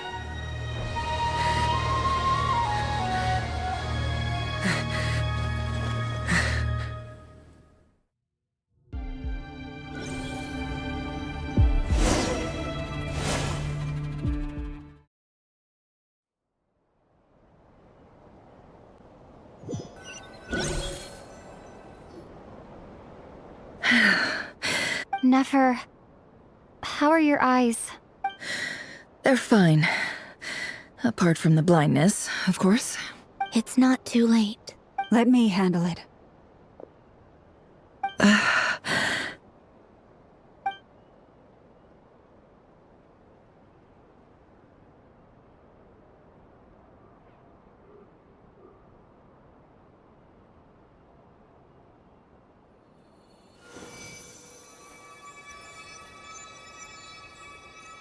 Miss Nefer, it's not like you to lose your composure. That was the most reckless thing I've ever seen you do. Reckless how? The situation was critical. Our lives were at stake. We had to do something. Even so. Okay. I guess you're right. Under the circumstances, it was a wise decision. You traded your eyes for an incredible victory. In business terms, I suppose that's a huge return on investment. I'd be hard-pressed to argue otherwise. Still, I don't like this outcome, and I don't want you to lose your sight for good.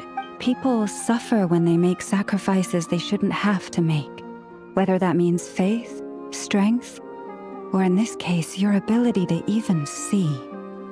I had hoped you could win without sacrificing so much as a single hair on your head. Thank you. Really. All done. Don't try and open your eyes just yet. We'll see how you're doing in a couple of days. Until then, please follow your recovery plan to the... I'll send full details through Yehoda. For now, just get yourself home, relax, and rest. My dear friends, we have fought bravely and achieved a spectacular victory. A dark cloud has been lifted from the skies of KRAI. All in this land will be grateful for what you have done. The moon will remember this day. Thank you both.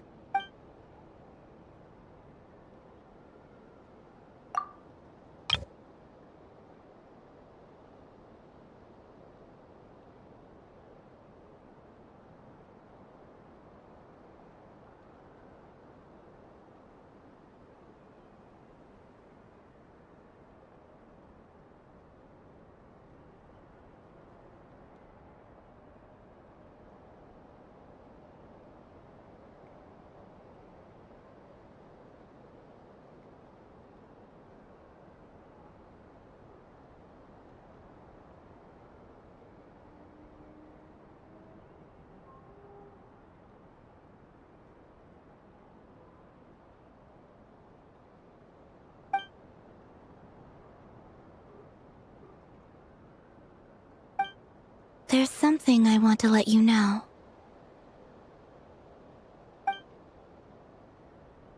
What is it? When Durin connected everyone's minds so I could access their powers, I also felt everything they felt. And since Nefer's eyes were injured, my eyes are hurting now too. Hold on. Let me try. I only feel the pain. There's no actual damage. I just thought I should tell you. You're right. There's no damage. That's a relief. But I must say, I'm surprised to hear the Kutar share something like this with me. In the past, you never used to open up about yourself. Things are a little different now from how they were. I'm learning to share how I truly feel with my friends. Friends? You have no idea how glad I am to hear that.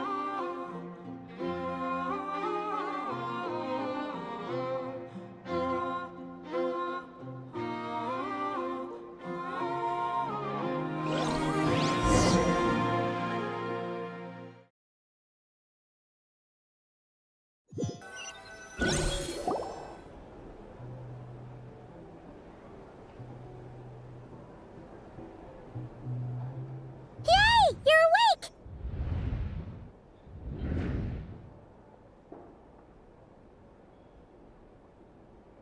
How are you feeling?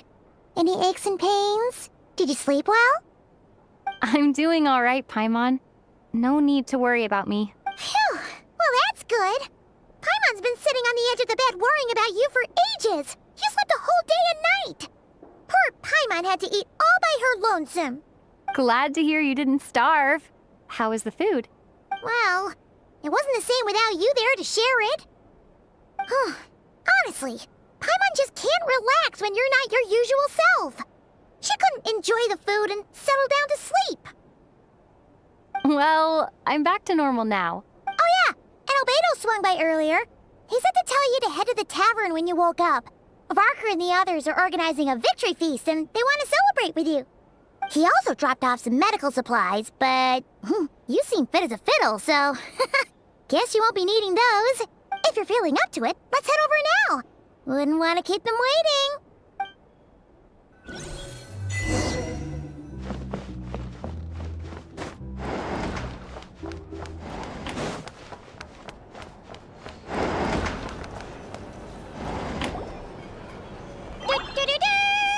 We're here! Traveler and Paimon! Perfect timing! We were literally just saying how there's no way we're holding this victory feast without you any longer, and we would have postponed it till tomorrow. How are you feeling today? Much better, thanks. Don't worry about me. Relieved to hear it. If that changes, just let me know. Happy to check you over at any time. Yep, we're here for you. Anything you need, just let us know. Oh wait, where's Nefer? How are her eyes doing? Nefer's right over there. I'm sure she'd love to catch up with you.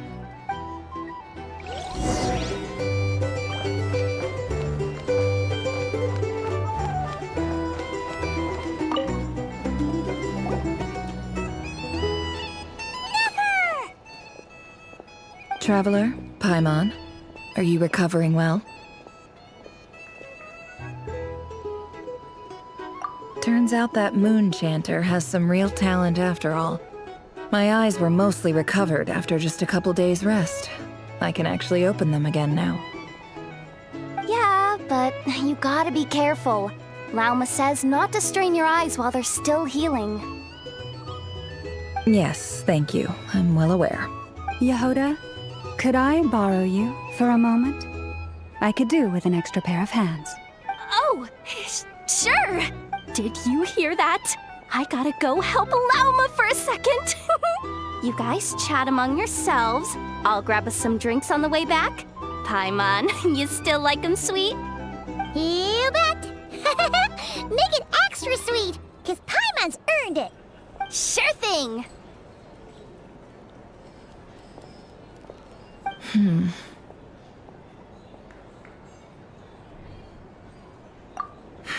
The Raker of Solnari.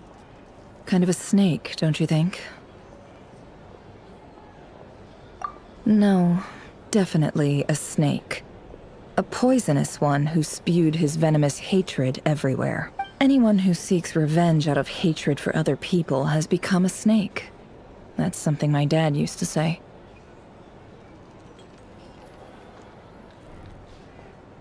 Perhaps. I'm sure it sounds like a very wise and open-hearted perspective to your ears. But me? I think hatred is a perfectly justifiable emotion. What else is left when everything you depended on in life gets stripped away? Something's... If you're worried about me, you can nip that in the bud. I'm not someone who gets stuck in the past. It's just... I suddenly feel like I was wrong to call my father a liar. He was just a fool. That's why the academia turned their back on him, and why the other tribes ganged up on him. Oh, Father. How much better things could have been if you were a skilled liar. Look at the Ibis King. Thoth is a fiendishly cunning liar. And yet, strangely, he feels more like a father to me than my real dad ever was. He's never brought it up, but I'd bet he feels the same way. Why else would he give me the power to perceive the truth, while at the same time training me in the art of deception?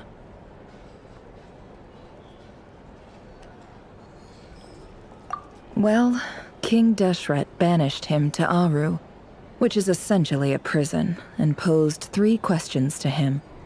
He promised that he'd have his freedom if he could find the answers.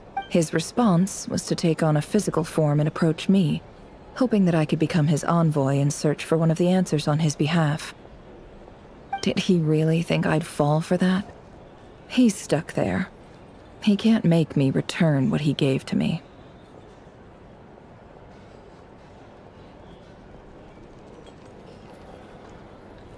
So that's enough for you to decide he's nice, is it? He's a prisoner, and he was scared. So he decided to perform some good deeds to win people's approval. He lives in fear because he's a deceiver. How is Rerir any different?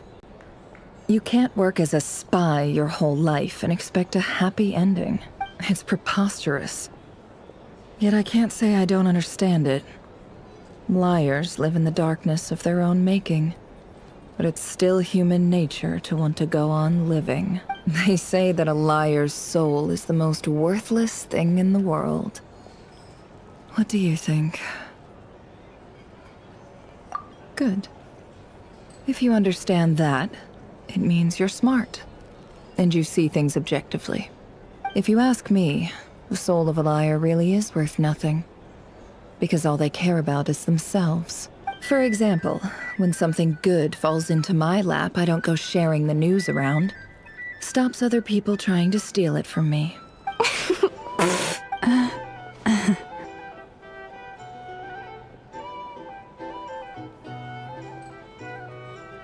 So be it.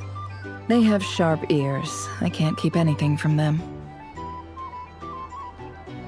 Wow, is that what it looks like?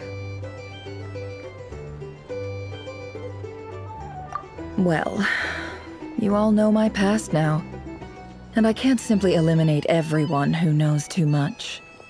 So I guess I just have to put up with you. For the foreseeable future, at least. When you find yourself in a situation you can't control, the safest play is to keep calm and start monitoring everyone involved like a hawk.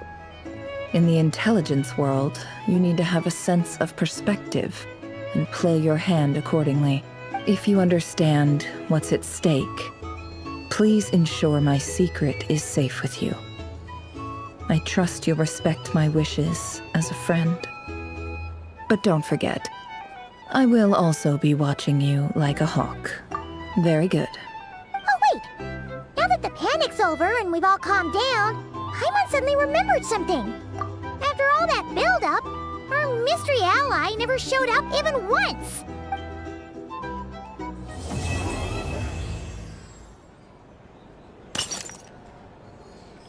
Huh? Am I imagining things?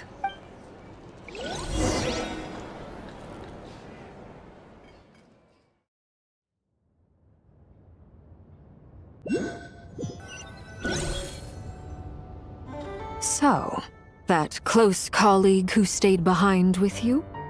What's he been up to recently? Don't know, don't care. I get more normal human interaction from hanging out with Bosco 2 than him. Although, now you mention it, he hasn't bothered me in a while. I wonder if... If he's disappeared without a trace, it's the biggest gift he ever gave to the world. But I somehow doubt that's what's going on. He won't lie low forever. So we'd better stay on guard.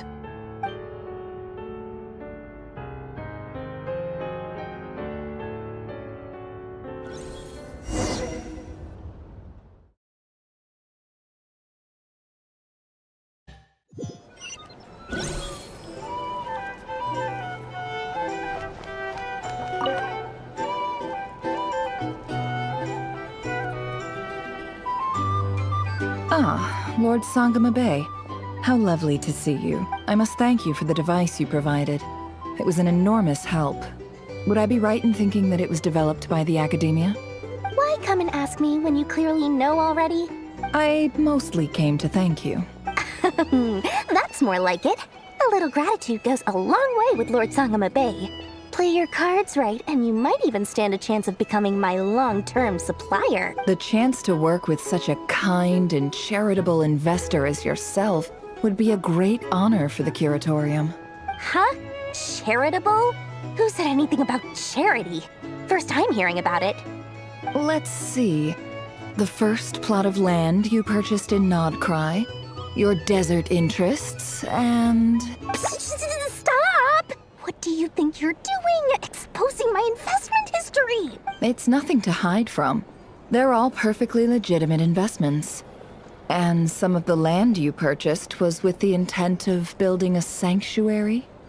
Yes, I heard about that too. How did you...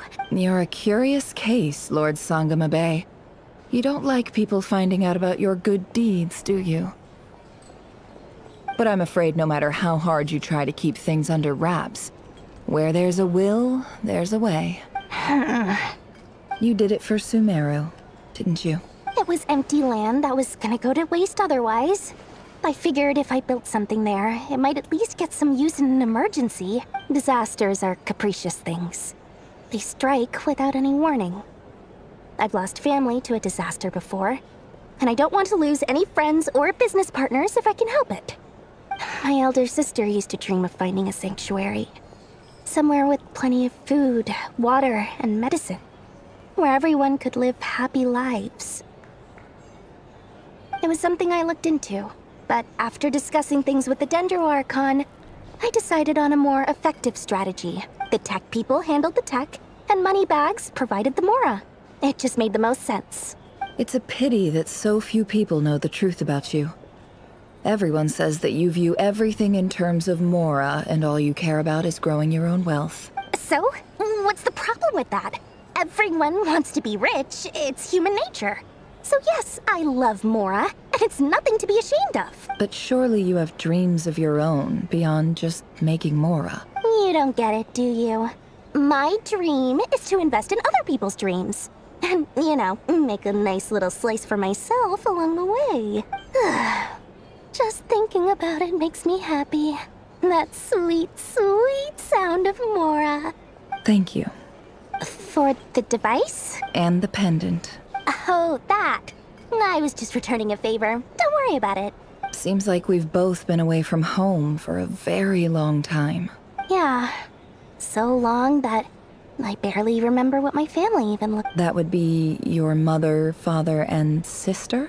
Yeah. Though it's been years since my sister passed away.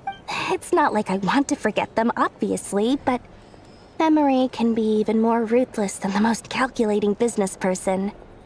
Beyond a certain point, if something isn't helping you, it just gets rid of it. My sister can't help me now. Slowly but surely, her face is fading from my mind's eye. It's become a vague impression. Not everything will fade. When loved ones pass away, the beautiful memories are the ones that last the longest. Yeah, that's true. If you ask me, that's the one Well, that, plus, I'm sure that life is Oh, absolutely. I have tons of Mora. A big, beautiful... You've got a lot going for you, too. Boss of the Curatorium of Secrets? I'm sure there's plenty of Mora. I appreciate the vote of confidence.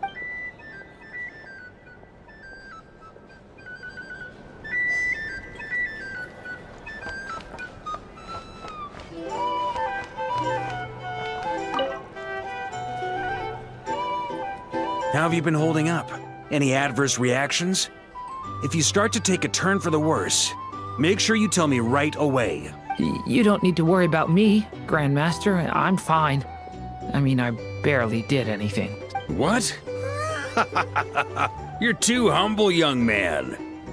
You played an indispensable role in the battle for KRAI. We can't thank you enough for your support. Sometimes, when people praise you, it's because you deserve it.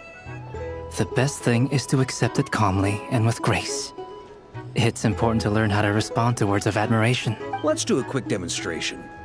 Albedo, that was an incredible feat of alchemy. The pressure was on, but you worked flawlessly at lightning speed to get the job done.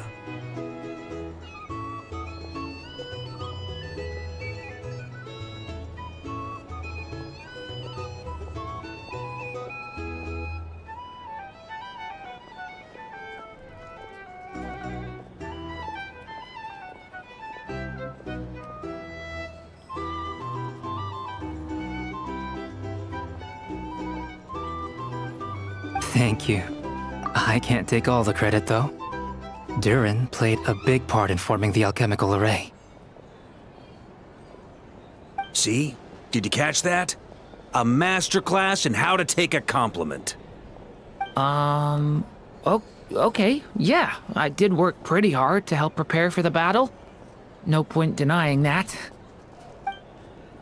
Hey, you guys!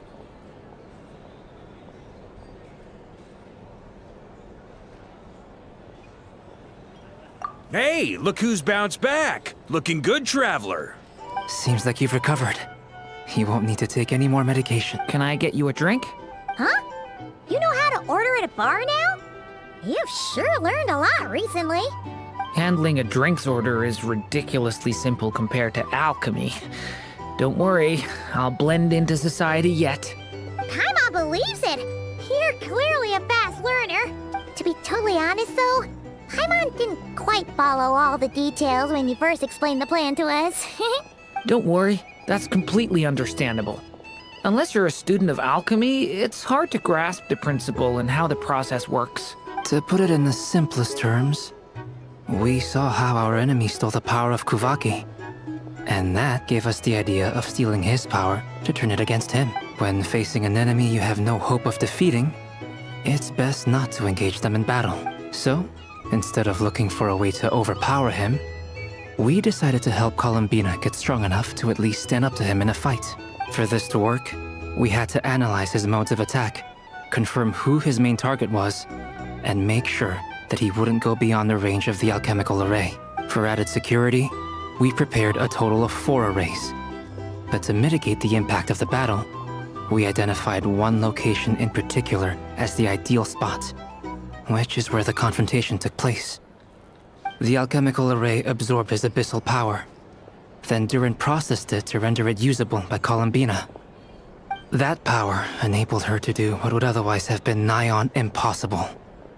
What surprised me was that Dainsleif actually agreed to join us. Given his history with Rerir, he had every right to sit this one out, but we're extremely grateful for the decision he made.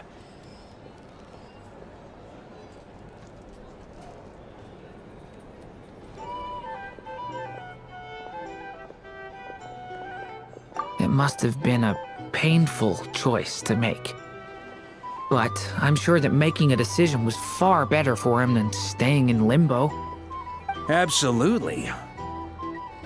He was torn between 2 paths, but in the end, he made his choice and stuck to it resolutely. He doesn't strike me as the sort of person who'd stay trapped in limbo for long. Anyway, however you cut it, everyone gave a stellar performance. And now, it's time to kick back and celebrate.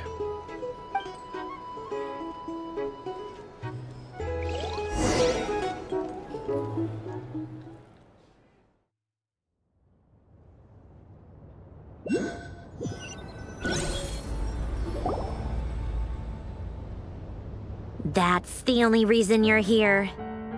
Yes. I've thought a lot about it. And I've realized that you, me, and Arlecchino should be friends. I think this is very important. So I felt I had to come and tell you. Well, this is a new one. I'm so moved. I can't even hold my teacup. If that's all, you can leave now. Do you not want to be friends with me?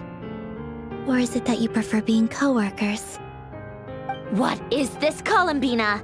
Are you deliberately testing my patience threshold? Right now, my politeness module is active. But if you say another word, I swear I'll shut it down. If your politeness module was active, wouldn't you say the word please at some point? Polonia, please see Lady Columbina to the door. Will you still invite me to your next tea party? What? Yes, I think you will. Bye-bye, dear Sandrone.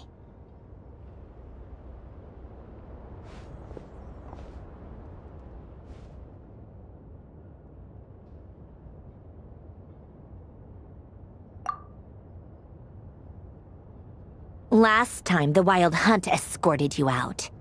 Would you rather I handled it myself this time? We just wanted to, see how you were doing now that it's all over. Why? Out of concern for my safety? I hope you didn't seriously think that the Rayhir of Solnari would be able to lay so much as a finger upon me, given how prepared I was. Mostly because you kind of helped us out, so we just wanted to check you were okay. Looks like all your robots are fixed, huh? Oh, don't you worry about that. Tea time is already a write-off. The visitor before you managed to kill my appetite. If you're in the mood for tea, go ahead and help yourself. Otherwise, it's going to waste. My coasters are still missing in action, though. Use this notebook instead. Whoa! Pretty hefty notebook. Look at all those calculations. You can ignore those. They're just dumb scribblings. I doodle and write in my free time. Sometimes I remember the distant, dreamlike past. Sometimes I imagine the far-flung future. And other times, I grit my teeth and note down all the crazy nonsense going on in the present. Some people do the crosswords in the newspaper. This is my equivalent of that. Trying to predict the future is like daydreaming. And writing about the present just makes me furious. The past is my favorite. If nothing else, it's already set in stone, so I don't have to rack my brains trying to figure it all out. Huh. Although, having said that, the only vaguely interesting memory in my past is probably that guy they call Lord Artificer. Who else? Pretty much all the mecha in Fontaine are his personal handiwork. Wait, are you saying you know him? Like, personally? As a friend? I mean, I guess we were friendly enough. Yep. In fact, I'm probably the only normal person left who knew him at all. We used to chat occasionally back when he was still around. Before he passed away, he asked me to destroy all his manuscripts. I honored his request, but I did read through everything first before destroying them. I mean, I couldn't let the genius of Lord Artificer Alain Guillotin disappear like that. Would have been such a waste. So, that's where the formulas in your notebook are from? I just told you. Those are my equivalent of crossword puzzles. They're just dumb formulas that I solve for fun when I'm bored. Alain's work was like epic poetry. The formulas in my notebook are just silly little riddles in comparison. Not that there's anything bad about them. I mean, at least, solving those riddles isn't going to hurt anyone. Except me, 'cause I lose a few brain cells in the process.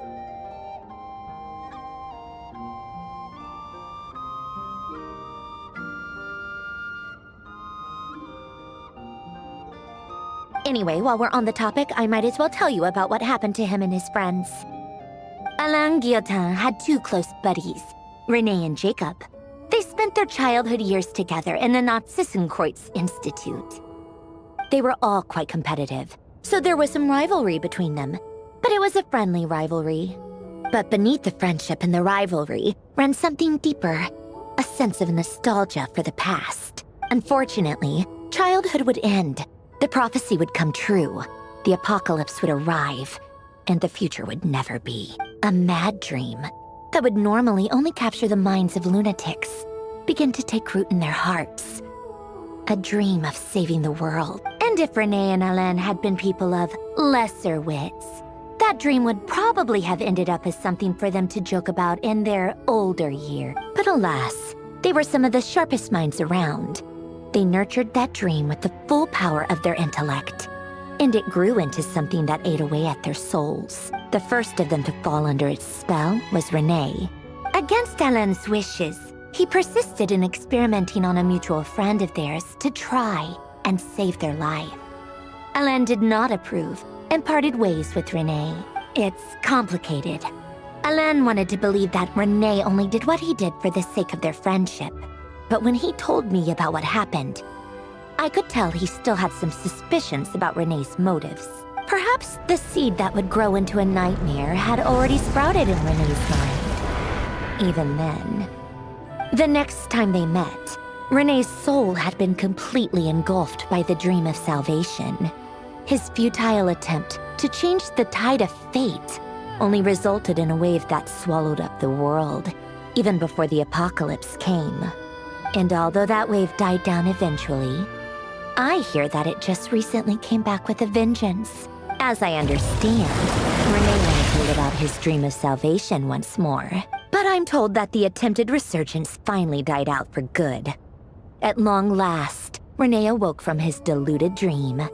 Though of course by then it was far too late. What do you think of Renee? Do you admire his transcendent genius? His view that any price was worth paying to achieve the lofty goal of saving the world? Or do you despise him?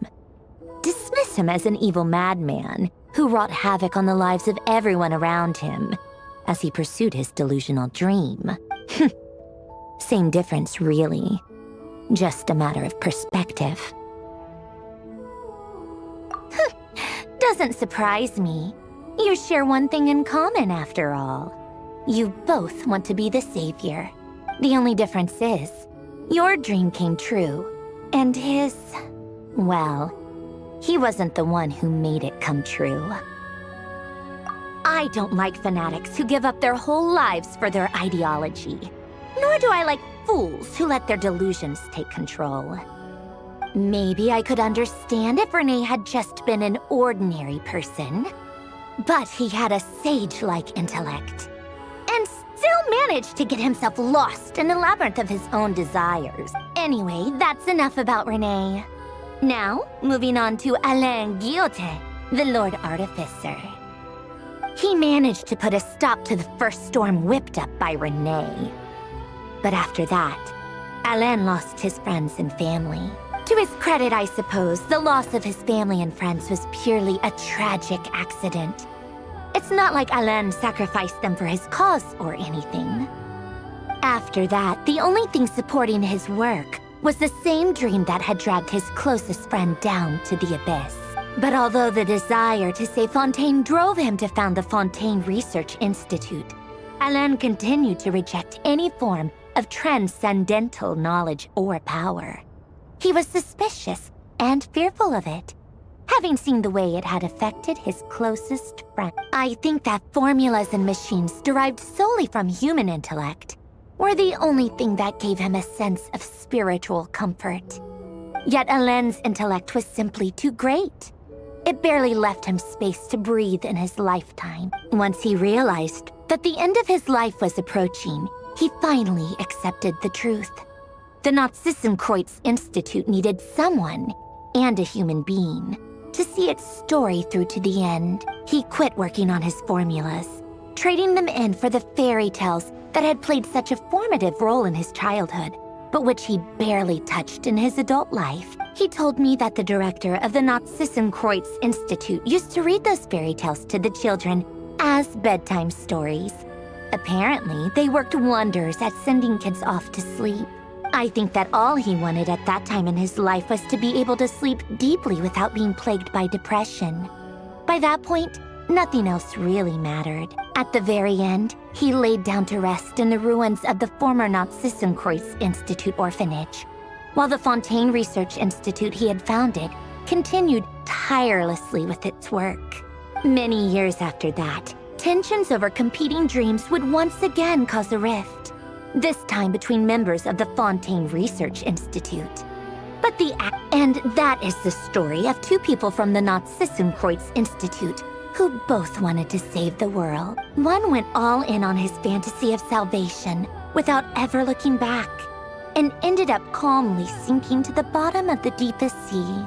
The other sought desperately to burn bright in his life, even though he wasn't sure where he was going.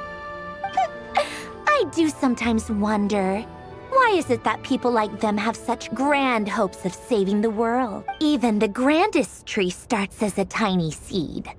So perhaps, for each of them, their mission to save the world began with a very simple desire: to save themselves. They were young children with friends and family who mattered to them, desires to explore the meaning of life, ambitions to have a successful career. They didn't want to see all of that taken away in one fell swoop.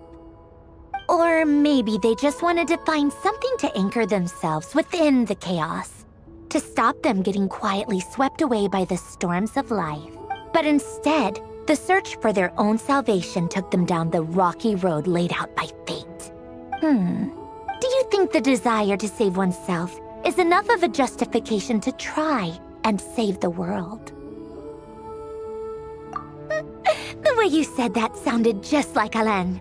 I asked him the same question back when he was in his prime, putting all of his energy into his work. He gave the exact same answer as you did. No elaboration, just a quick short answer before getting right back to his work. He was always that way. All right, tea time's over. I owe Arlecchino a favor for telling me these stories. I'll have to bring a whole sack of gifts the next time I visit the House of the Hearth. I'm gonna go tinker with Polonia now. You guys can do whatever you want, as long as it doesn't involve interrupting me. Polonia, exit hibernation mode. Begin diagnostics.